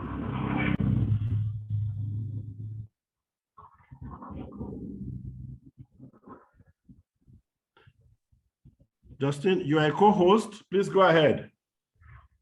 Okay. No. I'm trying to monitor them. Let the people come. No problem. Abba. Am I audible? Good afternoon. Yes, Okay, good afternoon, the guests and all protocol duly observed. It's a privilege to be here. And I thank especially the national expert, Mr. Emmanuel Amos, for all he's doing to help innovation in Nigeria. I highly acknowledge all invited guests. You're the reason why we aspire to be better and to do more to help our society. My name is Justina Omenihu. I'm the founder of Top Notches Hub. Barely 9 years ago, statistics showed that Nigeria recorded a whopping 62% startup failure rate. And the major part of this loss was allocated to non-usage of technology, marketing, and sales, which caused startups and businesses to close up too early. It's on this backdrop that Top Notches Hub was bettered to curb the menace of early bankruptcy faced by businesses due to poor brand visibility, publicity, and the non-usage of technology and digital tools and media to sell. And this high failure rate gives birth to social vices, increased unemployment. When the youth find nothing better to do, they go into crimes. And business owners too, having their businesses go bankrupt, are plunged into poverty. So Top Notches Hub was better to curb this colossal loss, and we innovated it as a solution to help businesses sell better. And that's why we are in the category of business in the WSA World Summit Award as a finalist from Abia State.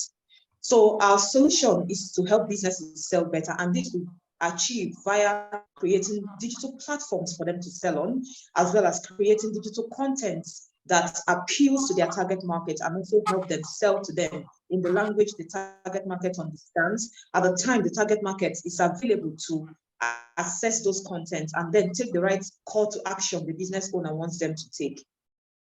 And we also leverage technology intelligence in the form of artificial intelligence, AI, and Google Analytics, mostly in machine learning, to understand the kind of actions online shoppers take on some kind of online platforms. And with the insights we gain from this monitoring, we now tailor contents and adverts that help businesses to sell to those people, because it's online shoppers that actually patronize businesses online. We started in 2019, February 2019 to be precise, but got into core business towards June 2019. And from then till now, we've served over 109 businesses, and we've grown with a sales revenue of over $10,000. And we also have a unique advantage that separates us from your conventional digital marketing agencies, and that is what we call the open source training. And now we discovered that the business atmosphere in Nigeria is made up of different categories of business people. There are those that are very aware of how to go about their sales, but they don't have the technical know-how of technology. And then there are those that don't even know how to go about it. They are accidental business people, probably because of lack of money or lack of food. They just go into business because they don't have a job. So we came up with open source training to equip those less privileged business people, especially that lacks the technical know-how, with basic digital skills to help them sell.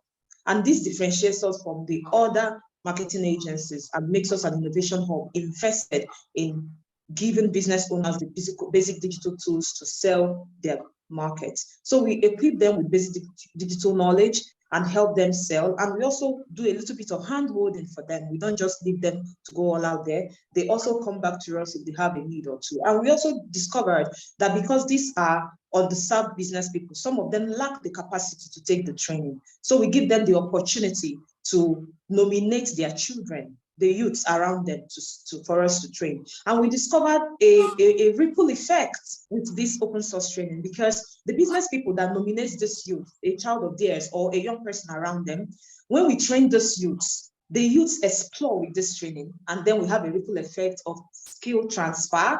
It now spreads, and then we reach further people. And if any of them wants to go into business in the future, they already have this skill embedded in them. When they go into business, they sell better. And for the little work we've done, we've also been recognized both in Nigeria. We participated in 4 different hackathons, both locally and internationally, and we've been awarded for as an African ambassador for innovation and technology by African Innovation Week, and we were nominated by the Women Tech Technology as a remote transformation leader awards nominee. In the next couple of years, we are hoping to come up with an app. We have the infrastructure, is still in the building process, to help businesses sell intelligently online. And we are also hoping to train over 5,000 business indigent, mostly underserved business people, on basic digital skills, and of course grow our clientele of businesses we serve with tech directly to over 1,200. These are the plans we have for the future, as well as acquire equipment, and we're looking forward to collaborations and support from our invited guests and protocols. Small businesses remain the engine of growth in an economy like Nigeria. However, reports have shown that less than 20% survive beyond their first 5 years. We at Top Notchers Hall adopt a digital approach to change this narrative, and we need every support we can get to grow faster and reach more businesses. And I want to use this opportunity to wish Nigeria a happy 62nd independence anniversary. Thank you so very much, Justina. Thank you so very much, Justina. That is, you can see the passion, and I think you will go very far, obviously. And I know we have done as much as I can to reach out to as many governments as possible, particularly for winning states, but you can be sure that they have more politics to do than this. So, and that's why I really will give it to the Honorable Personal Assistant to our Honorable Minister, Communications and Digital Economy, and our dear SSA on ICT in Nasarawa State, who has just been here all day. And quite frankly, I owe them a lot, and we feel there's so much we can still do together. I really may not have had information on Populate. There's more products, quite all right, but at this stage, I don't have more information on Populate. I don't have information on AG affiliate, as well as Learnaholics under the education sector. So if they are not here, and of course I did not get the videos before 9, now it might be against my algorithm for today's delivery, because I really needed to do this as smartly as possible. So thank you once again, Justina. Thank you. So we will, at this stage, okay, at this stage, we may just see what other message. Okay, fine. Please, let me just hear from our guests, Mrs. Cinderella Ochu. She's joining us from South Africa. She happened to be the company secretary to Programos Foundation, and incidentally, she's an Amos. She's my daughter. She's a PhD candidate at the Johannesburg University. Let me just hear from her all that has been happening. What's her view? You guys are doing PhD. What's your PhD all about?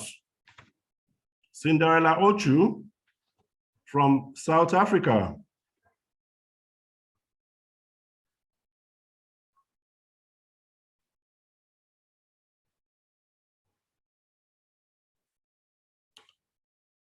Are you on ground?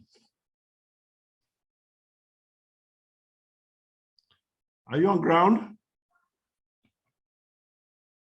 Okay, otherwise, I was expecting some keynote speeches, youthful keynote speeches, to let us know what is it about capacity incubation could be about.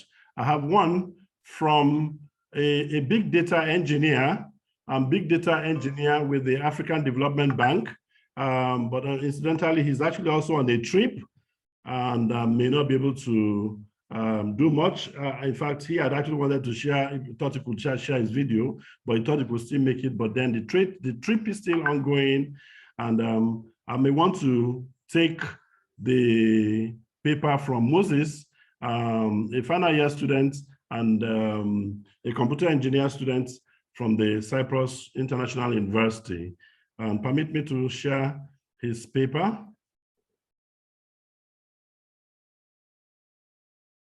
Perhaps this will share so much as a lesson to our governments that are trying to capitalize so that we do not just capitalize wrongly. Good afternoon, guys. How's everyone doing?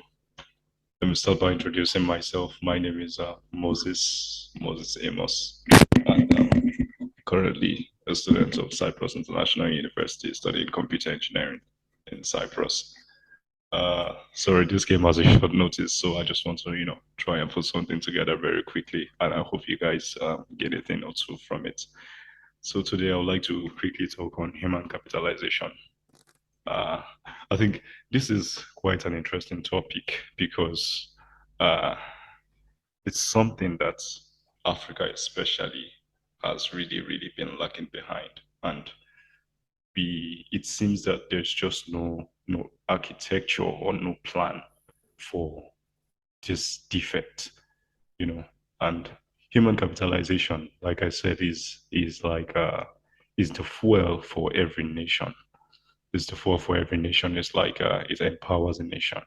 And in my understanding and in my belief, I know that human capitalization, which means investing in the people, has a lot to do with their personal growth, which will then build the nation, build the economy.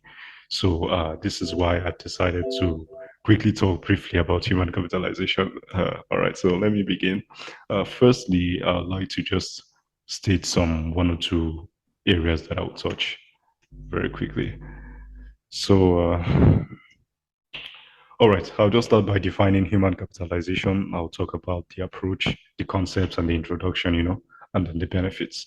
And of course, Africa in focus, just as I said, Africa in focus.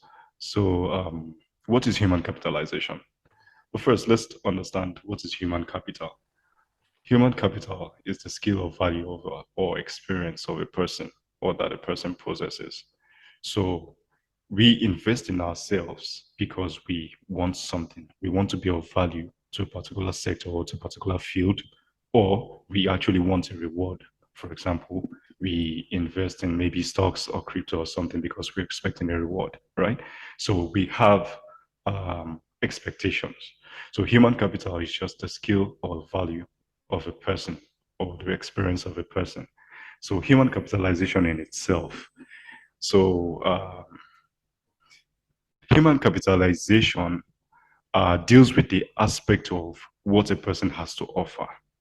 So if, for example, we have a software developer, for example, and we know, okay, this person has this and that to offer, and we can capitalize based off this, and then this person becomes of value to us or becomes of value to a company.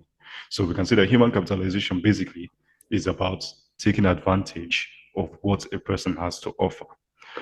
Human capitalization can be, how do I put it? You can actually view this from many aspects. Sometimes the person doesn't actually really have something to offer. You can actually train that person to gain this skill set or this value, and then this person can be of use to whatever you need the person for. Let's say, for example, if you have a company, or let's say, for example, it's an airline. The airline basically will want to train their pilots first, and then the pilots take the training, pass the exam, and then they start to fly for the company. So you can see that it's like something like a give and take. So you are giving so that you can get value back from that person. So this basically is human capitalization. Investing in people, investing in someone, investing in anything that can be of great reward to you or to your organization and so on. This is what we mean by human capitalization. All right, so I just want to talk about the concept very quickly. I'm sorry, this will be very short. This will be very, very short. Actually, I was given like a short-term notice, so Mr. Imosimano just told me to prepare something for about 5 minutes or something like that. So I'll just quickly rush through. So I'd like to talk about the concept of it and the concept introduction very quickly.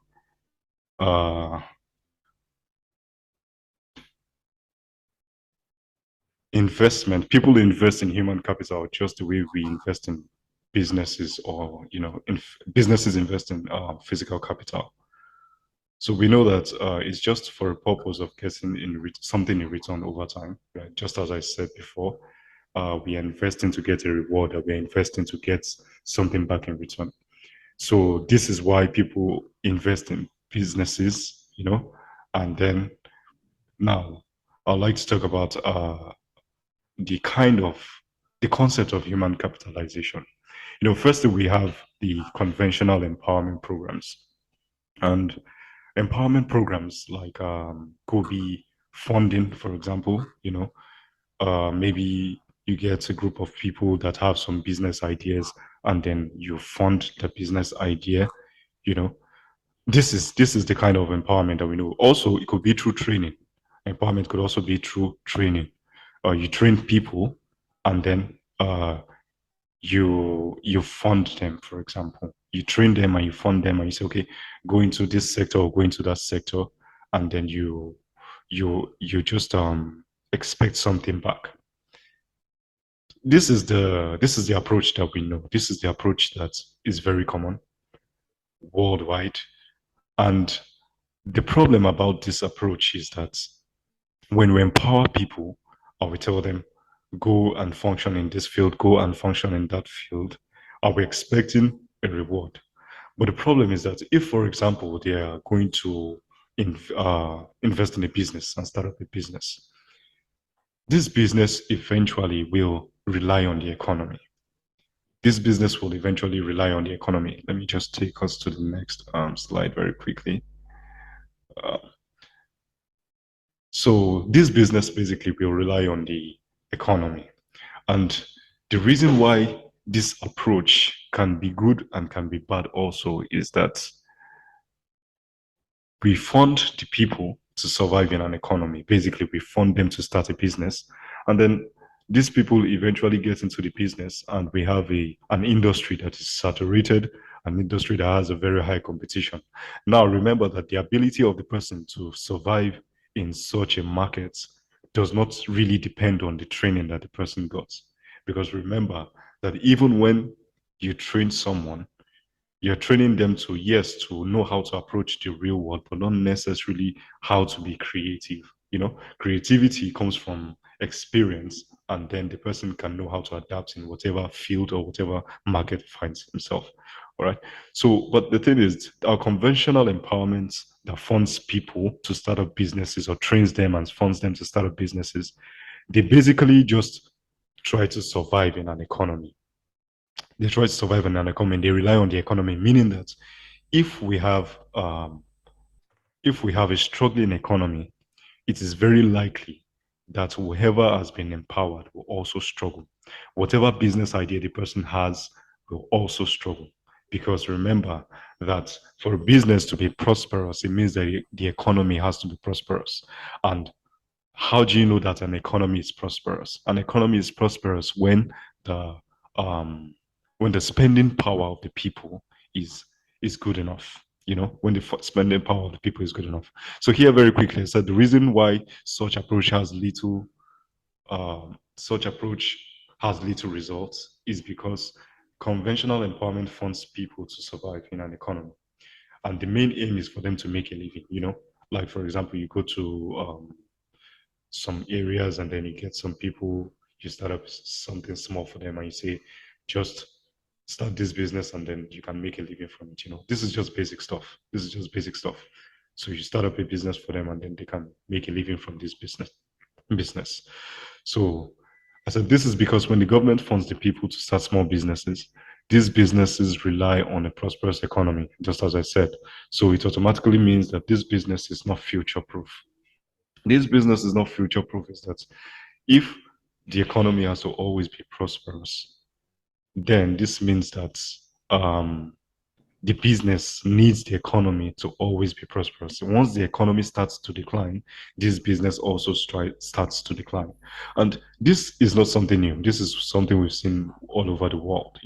This is something that we've seen people struggle, businesses struggle in the UK, in the US, all over Europe. And once the economy is failing, automatically it affects businesses as well.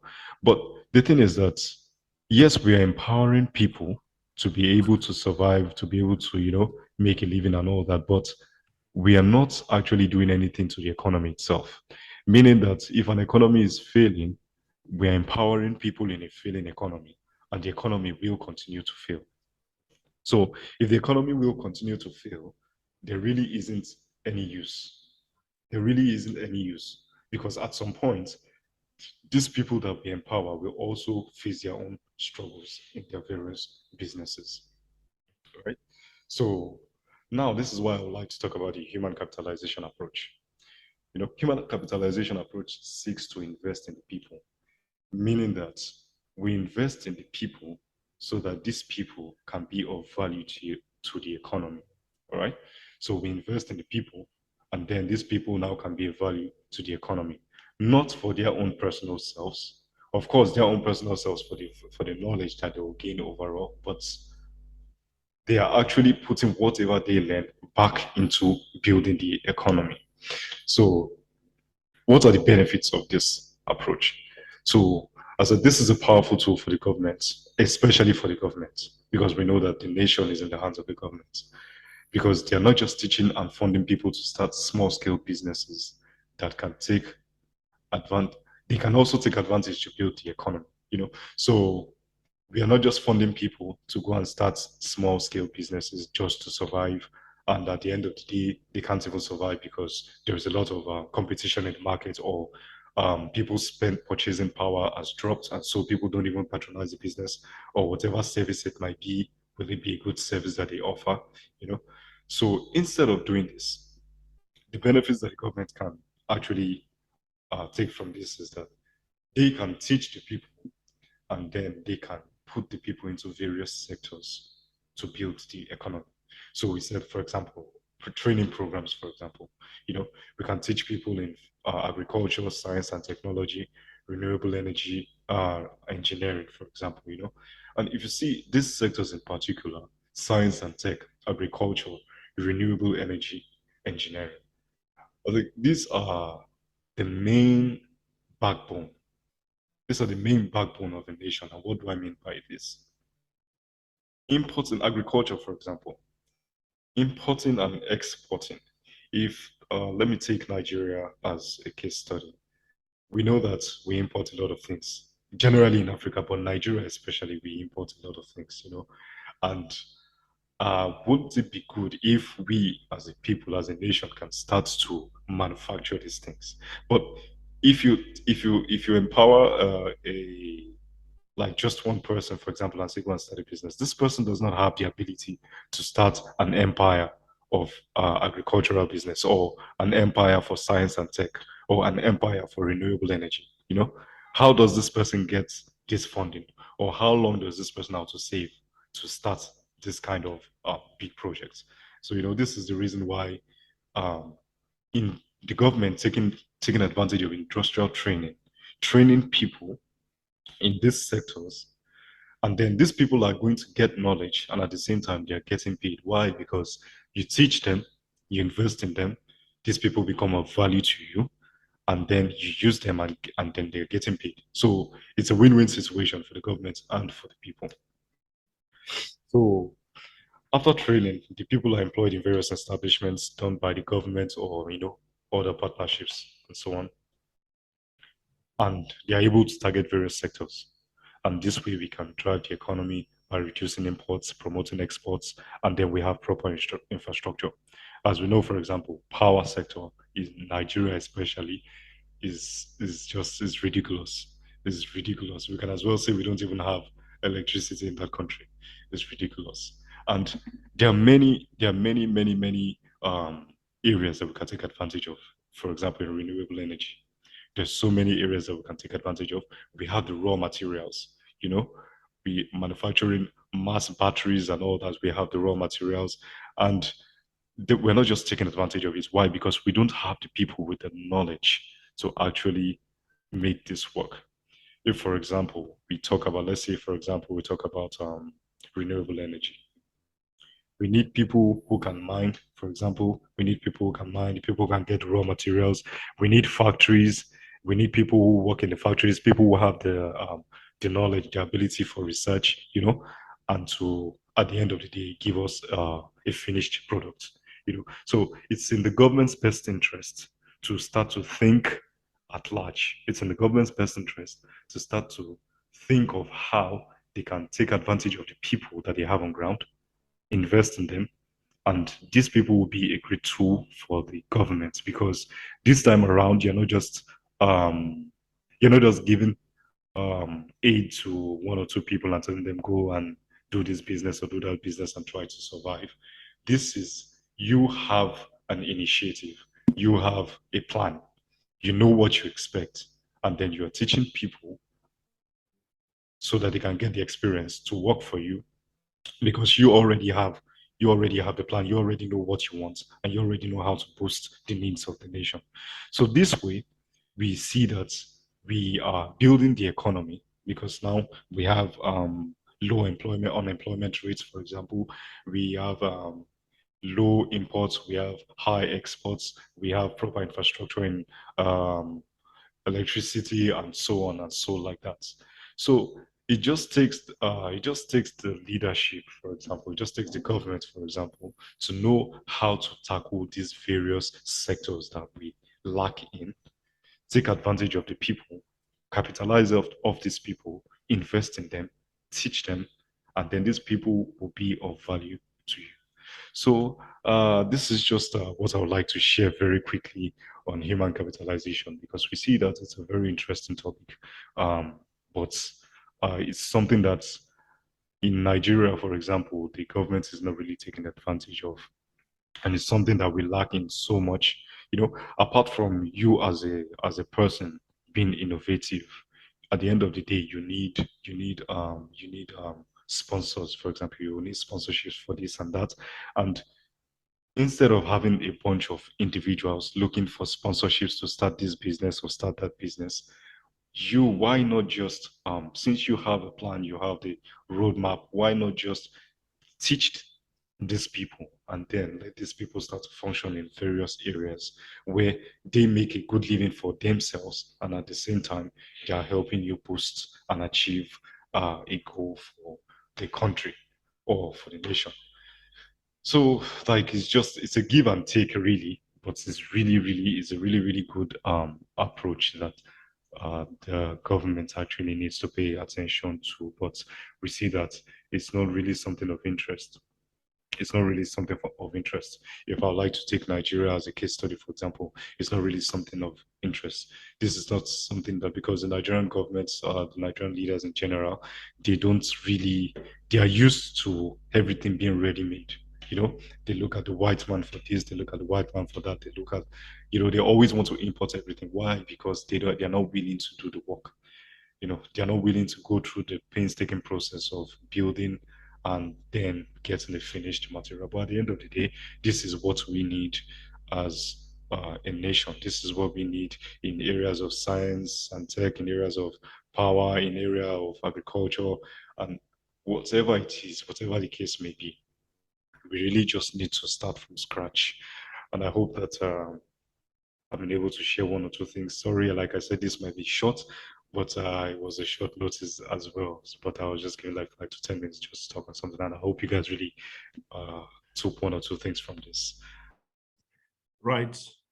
So thank you so very much, Moses Abels there, and you must be thinking very right. And sincerely, Cinderella, before I actually get back to you, or perhaps just want to say a word, because I would like to hear from our dear Dr. Olufemi Adeluyi, from that youthful message on capitalization and what these governments and whatever governments in future are doing, have been doing, and hope to do. Please let me just get your word. You are a PhD candidate in Johannesburg University from South Africa. How have we fared since we started?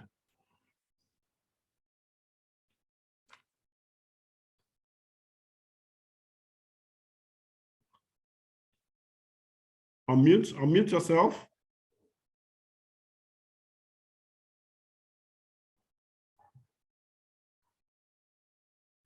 No? Actually, you can just go out and come back again. Just exit and come back again. You can just exit. If you can hear me, exit and come back again. Okay, Dr. Adeluyi. So thank you so very much. Your reaction, sir.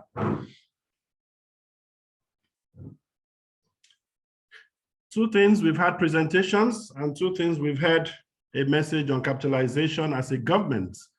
Dr. Femi Adeluyi, sir. Sorry, Mr. Amos, I've been in and out.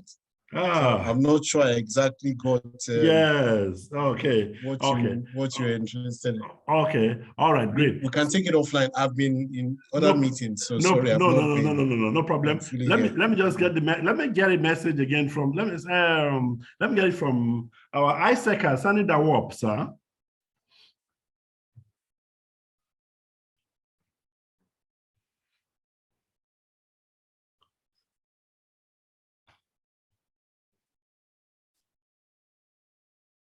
Your Excellency, Sandy Dawop, your takeaway.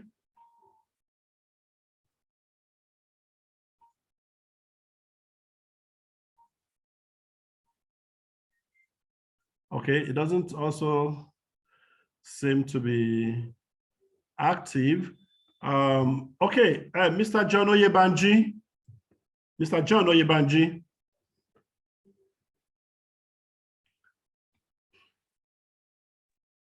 Can you hear me now? Okay, very well, you're good. Okay, all right, let's hear from you. Let's hear from you, yeah. How far? Hi, everyone. I don't know what was happening to my sound. I had to log out and come back in.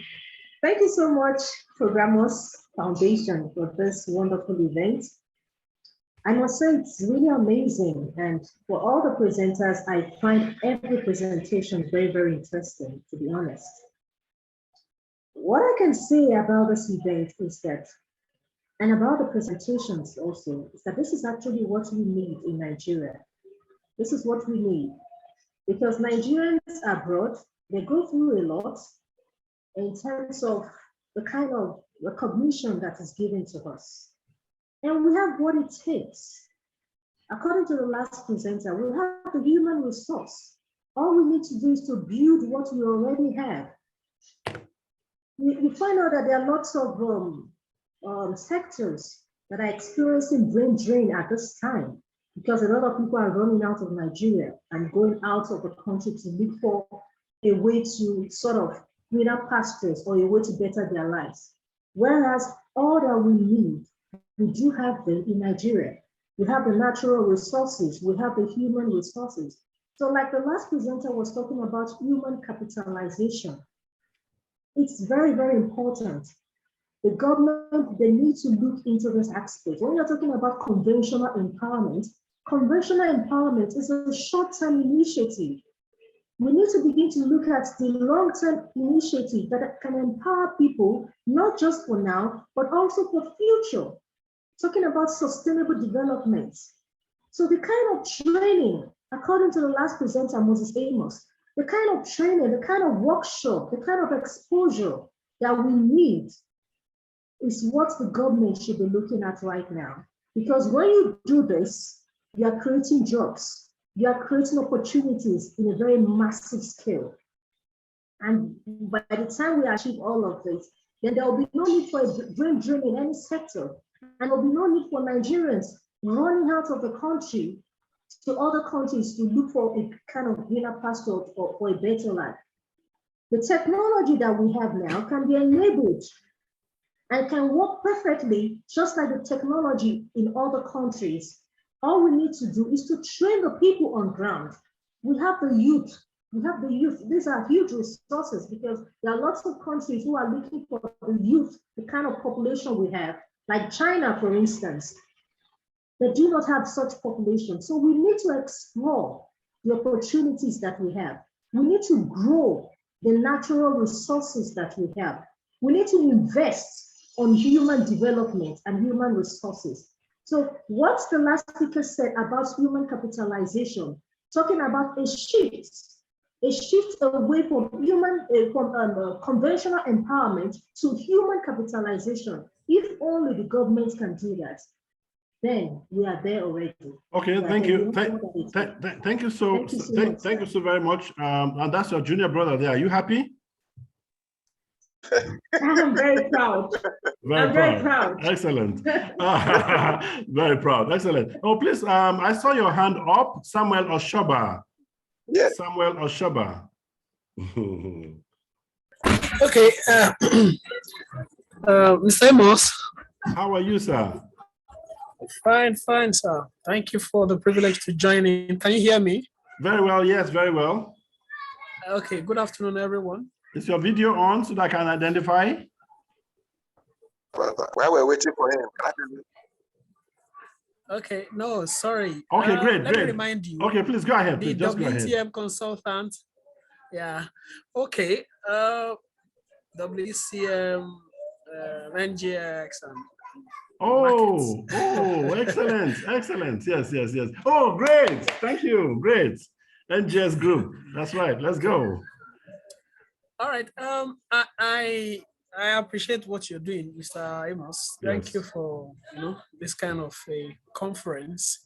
If I would, for lack of word, just use. Actually, when I received this invitation, just a few days ago, very recent. Okay. It's like it struck an ice. It was like an icebreaker for me. Hi. And there's a reason. Recently, I had in the last 2 years, I've been having this burden, so to speak. Sorry to use the word, but I've been having this burden because I live at Ota in Ogun State. Yes. I'd always lived in Lagos and had built my technology career in Lagos, and I run a startup. I have a few people working with me, and of course, I consult for a few firms and all. But recently, I've had reason to move to Ota. And moving to Ota in the last 6 years, I've seen extraordinarily terrible things. Of course, growing up in my own career in the tech industry in the early 2000s, of course, that was when this internet fraud thing became very, it started in Lagos. And I saw it from zero up to the current threshold where it is now. And this thing has bedeviled our nation. That's right. And given the circumstance that we have amongst young people, when I say young people now, I'm not even talking about my own age bracket, who is approaching, chasing Mr. Amos very, very fast. But I'm talking about people far younger, talking about teens now. That's right. Early adults. I found out that the hope of a future appears bleak to them. Yes, yes. It seemed impossible. That's right. And it's like, since there is no future and there is no hope, let's just resort to crime. Let's just resort to fraud. Let's just resort to terrible things, disastrous kind of things that even the mouth should not even speak of. To the extent we hear news of young teens going into activities like rituals and all. Now, why am I saying these things? These are things that has given me terrible headaches. Yeah, please, let's just round up a bit. Let's be sharp. Yes, sorry. Thank you. Okay, 2 minutes, I'll just give it up. That's right. So I have seen that kind of thing, and I was thinking, haven't thought about it and all. I thought, okay, is it possible because if we look at the government to try to fix this kind of issue, it's not working. If you come to this area I'm talking about at Ota, you see these teenage people leaving high school and going into criminal activities directly. That's right. Now, the question is that I've spoken with a few of them and I found out that they are not all dollars. No, these people have potentials. These people have the brain, the fundamental ability to be able to develop. But I've observed in my own small capacity to try to bring in a few of them. Of course, I'm seeing results, but it's not like I would want to see. So I was thinking, and I knew that as a tech person, I know that there's a huge potential in my industry to give these people an opportunity to a life. What am I saying? Is that buttressing the point the former person mentioned about capacity development, I see it as a potential tool that we can even use to change the narrative about our nation and about our young people in the international landscape. That the average Nigerian is a fraud. The average Nigerian is a scam. The average Nigerian has no integrity. And I'm only saying this to pour out my own mind to the rest of us who could perhaps share in this burden to also try to do whatsoever we can in our own small local communities where we are. And as we do that, I just believe that we can begin to transform our nation, transform our environment, and give this nation a new insight. Thank you. Insight. Thank you. Thank you, Mr. Evans. Thank you so very much, Mr. Samuel Oshoba. Please let me just take let me get a viewpoint from Honorable Sani Haruna Sani, the SSA on ICT to the Executive Governor of Nasarawa State. Still on. He can't leave this place. The government guys. How are you, sir? Please, what's your message? Look at the presentations as well as the angle of the capitalization. Honorable Sani, Haruna Sani, are you on ground? Or I want to go back to Sani Dawop, the ISECA extraordinaire.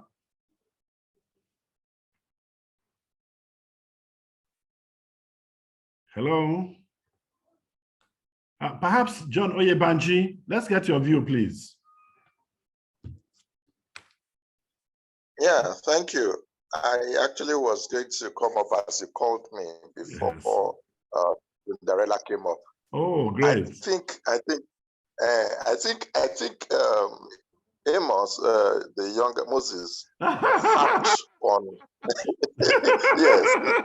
yes. No, actually, with due whatever to him, I just took him up within the last 24 hours to put up something, and he did that. And I was particularly very impressive with the insight and the direction. I never even saw it from that angle. Go ahead. In fact, you know, having been there from the beginning, you know, let me put it that way. You know, from his youth, he saw all of these things coming up. Yes. And now he has been able to summarize it for us, that this is actually human capitalization. Yeah. And unfortunately, this is what ordinarily one would expect our government to do.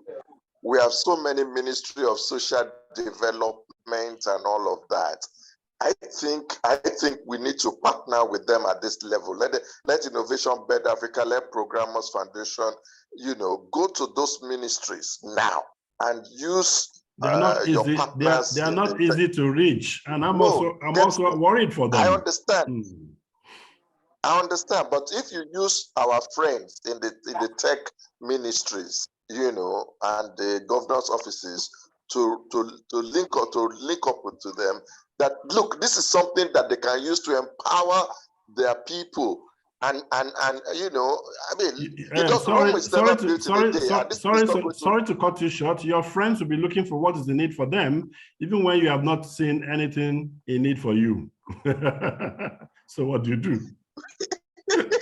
What is the need is beyond you. It's a pity, but you know, you are doing what you can, and the truth of the matter is they need to come in. They need to see that they have the money. Let's not deceive ourselves. The whole country is crying economic problems, but they're throwing, like Moses rightly said, they are throwing.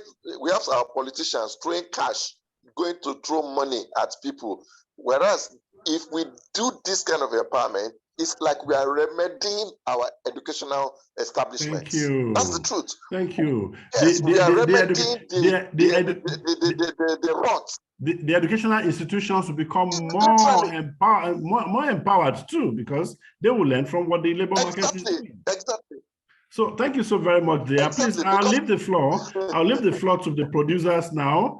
If you're a producer and you're on board, please, let's hear you. If you want to speak, let's just see you use the raising of the hand so I can call you. Producer's message, please. Igede Marketplace. Right. Do we not owe you? We owe Igede Marketplace a presentation. I did not see it on time. And I frankly have just received, and please let me just do that Igede Marketplace presentation. 1 minute. Let me just say Igede Marketplace. Apologies because I really couldn't see that file. Okay, I hope I'll be able to. Let me see.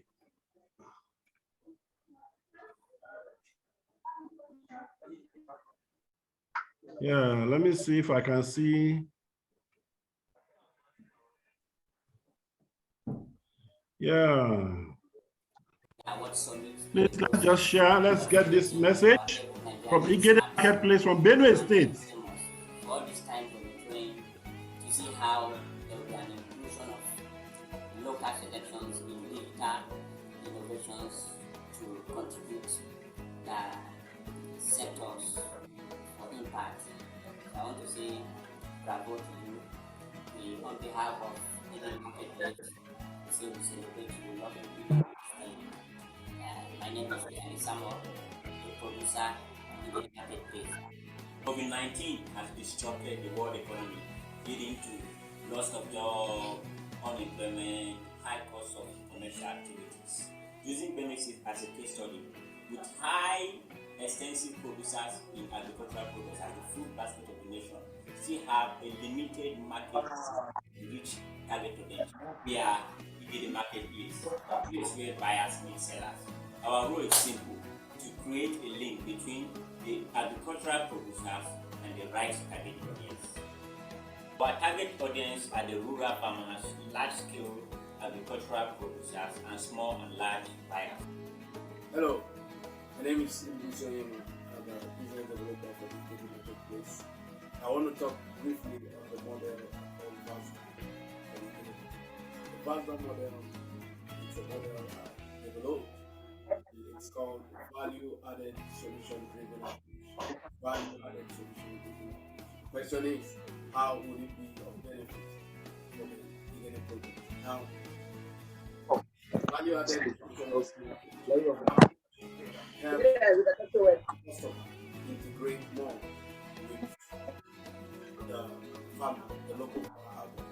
So the local farmer cuts short the problems associated with transportation, moving the product after production to the customer. So instead of doing that, the VASDA approach will help to minimize all of those losses as a result of more infrastructure development on the roads and other costs that you have cost you. So the VASDA approach will help the customer come closer to the local farmers out there. The local farmers have value of themselves that has been captured through the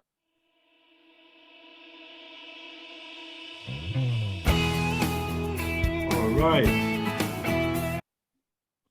Okay. Right. Okay. So I guess that's all right. Let me take a message from Mech Technology. Mech Tech. Please unmute yourself and speak. So if you are free to talk, please just raise up your hand. Let's hear from you. Introduce yourself. Let's say more. The rest was video. Now you are live. Okay, my name is Issa Husseini Ezra from Taraba State, and my project title is about bridging the gap of technology. And according to John Amos' presentation about the human capitalization, is really a good idea, because like here in Taraba State, we have lithium elements that we can produce a battery. And if government can give us a platform or support for us to create this battery, I think it it will go a long way in order of it will go a long way of reducing the cost of battery in Nigeria, because you can agree with me, those that are on solar energy, they bought 200 milliamp battery capacity at the rate of 100,000. But if we can start to produce here in Taraba, I believe we can sell it to Nigeria at 20,000 naira. You see, we have about profit of 80,000 naira discount. So I think if government can give us a platform to go on locally made production of made in Nigerian product, I think I'll be very happy for that. Thank you so much. Thank you so very much. Let me actually call on Madam Melafia from Zamfara. She must have missed this event because I'm just identifying or seeing her. Madam Usmao Melafia from Zamfara State, Innovation Bed. Unmute yourself.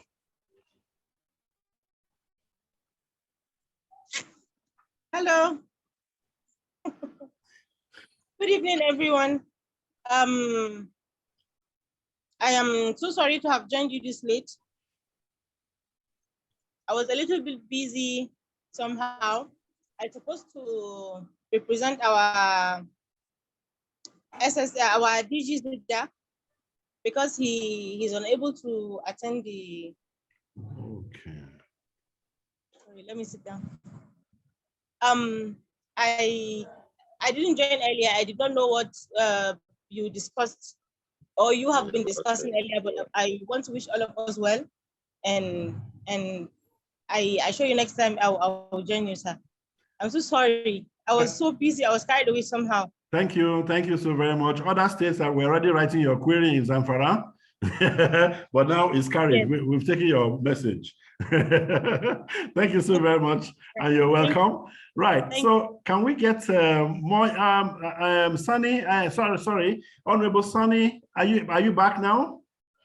Can we hear your? That's the Senior Special Assistant on ICT to the Executive Governor of Nasarawa State. I think he had to go to the mosque some time ago.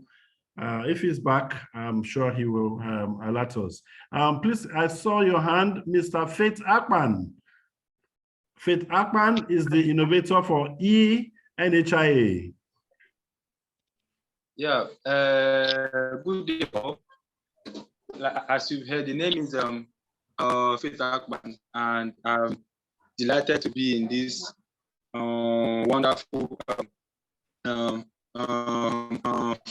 forum where get to see our products and to see that yes, that Nigerians are doing so well. The problem we've all facing is that government of the day don't really look into that. Instead of that, we be for the white if you are dating it, the white and all that. But the sound is very bad. Hello, can you hear me? Yeah, your sound is actually very bad, but go ahead. Okay, but just imagine the stress. I must really commend you for the stress, for putting up, not giving up.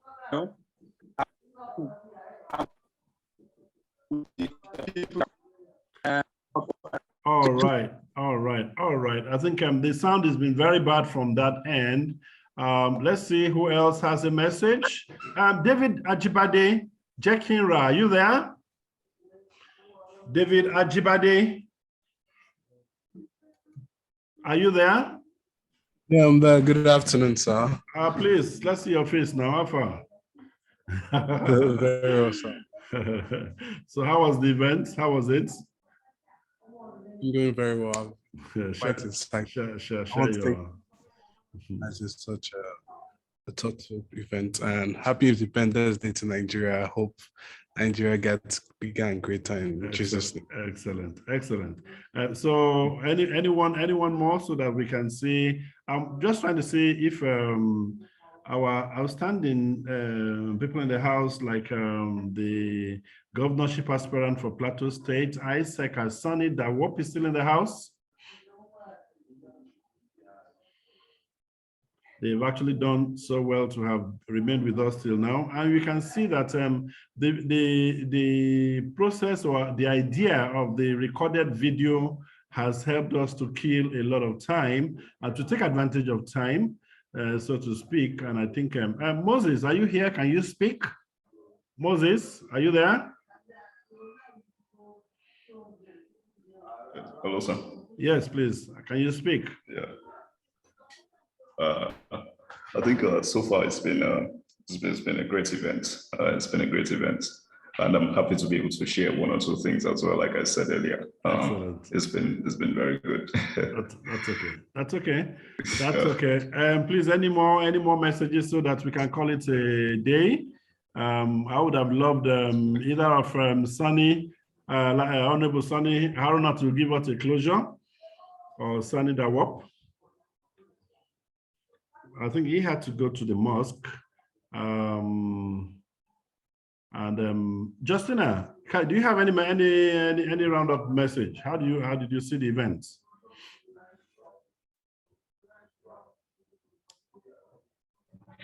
Hello, sir. Hello, everyone. Let me first ask, were you there since the beginning? Okay, I think I joined midway. So I wanted to know. I wanted to know whether you had the early experience, but then how did you see about the events? Okay, it's great. It's been a great particularly, one. Particularly the state government of Abia State has assured me so well that they're going to be here, but I did not see them. But you're going to have the follow-up on their contacts to get going with them. This is actually what they need to see. Every other government personality that has been here has spoken about it, but our government people have their own political business, and that is the nature. I want to confirm whether, Honorable Sunny, we're trying to round up. What's your closing message?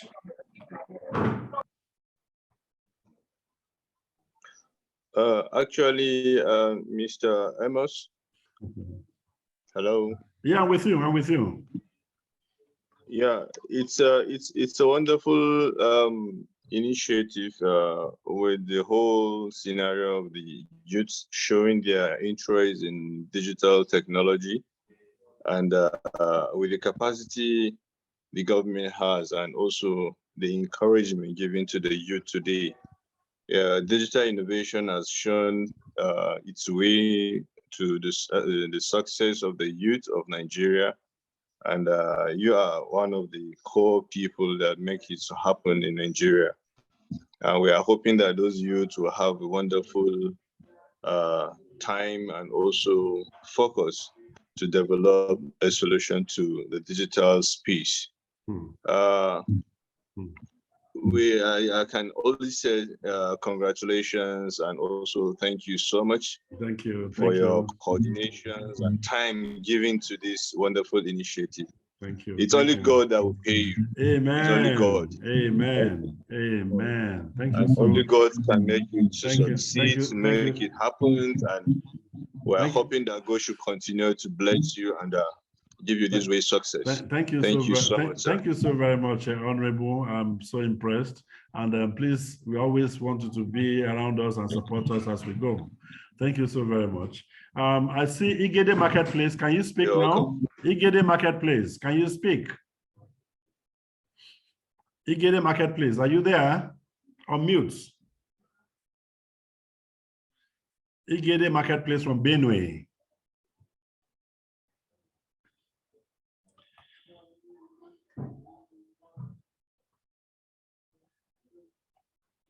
Okay. May I know if our Honorable Sunny Dawop, our Isaac now is now honorable. Is that right, sir?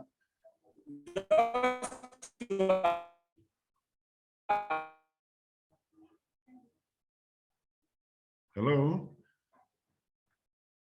Is it right to say Honorable Sunny Dawop?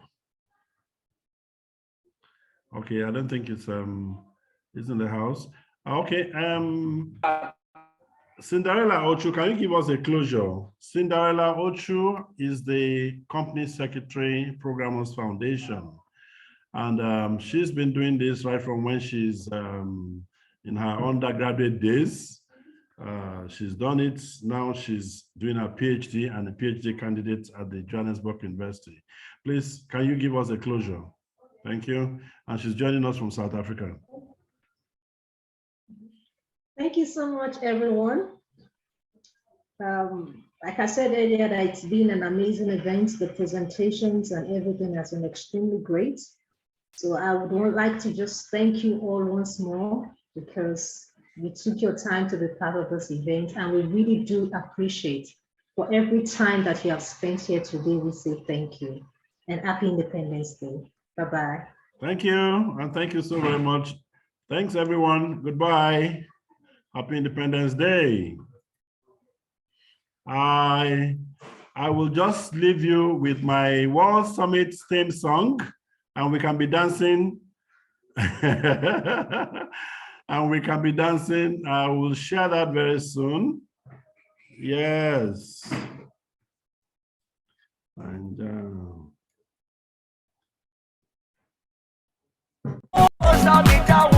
It's the World Summit Award.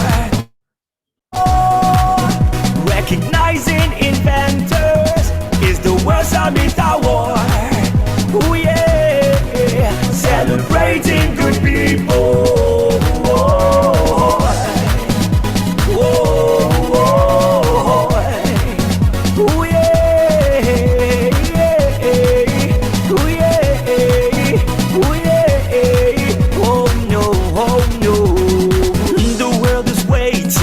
Anticipating now to see innovation from every nation now in science and technology, education and health, entertainment and e-business. Come hold my hand now so I can take you there. It's the World Summit Award.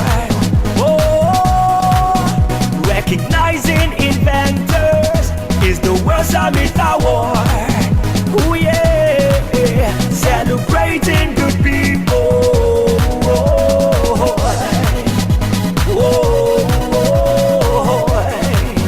Oh yeah, oh yeah, oh no, oh no. See all these people looking so beautiful. So beautiful. From different nations, different colors and tongues. We are united by love, sent by God from up above, taking the whole wide world by storm. So hold your breath now. I know you like what you see. You like what you see. You like what you see.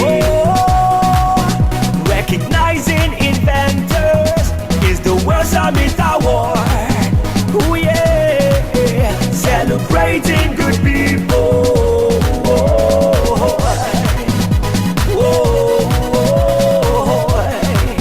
Oh yeah,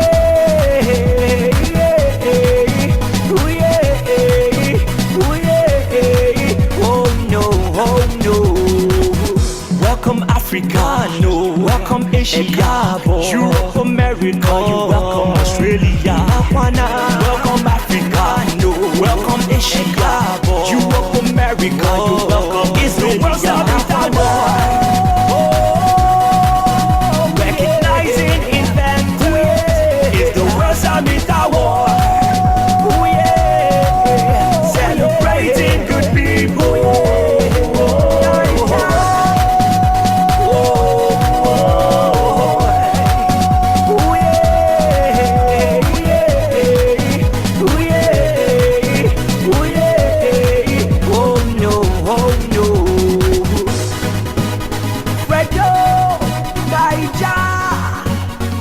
Drill Production.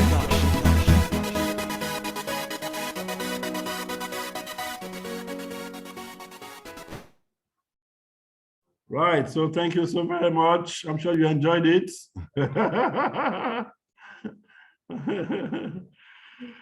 I'm sure you enjoyed that. So we can give it a closure now. Let's see. Right.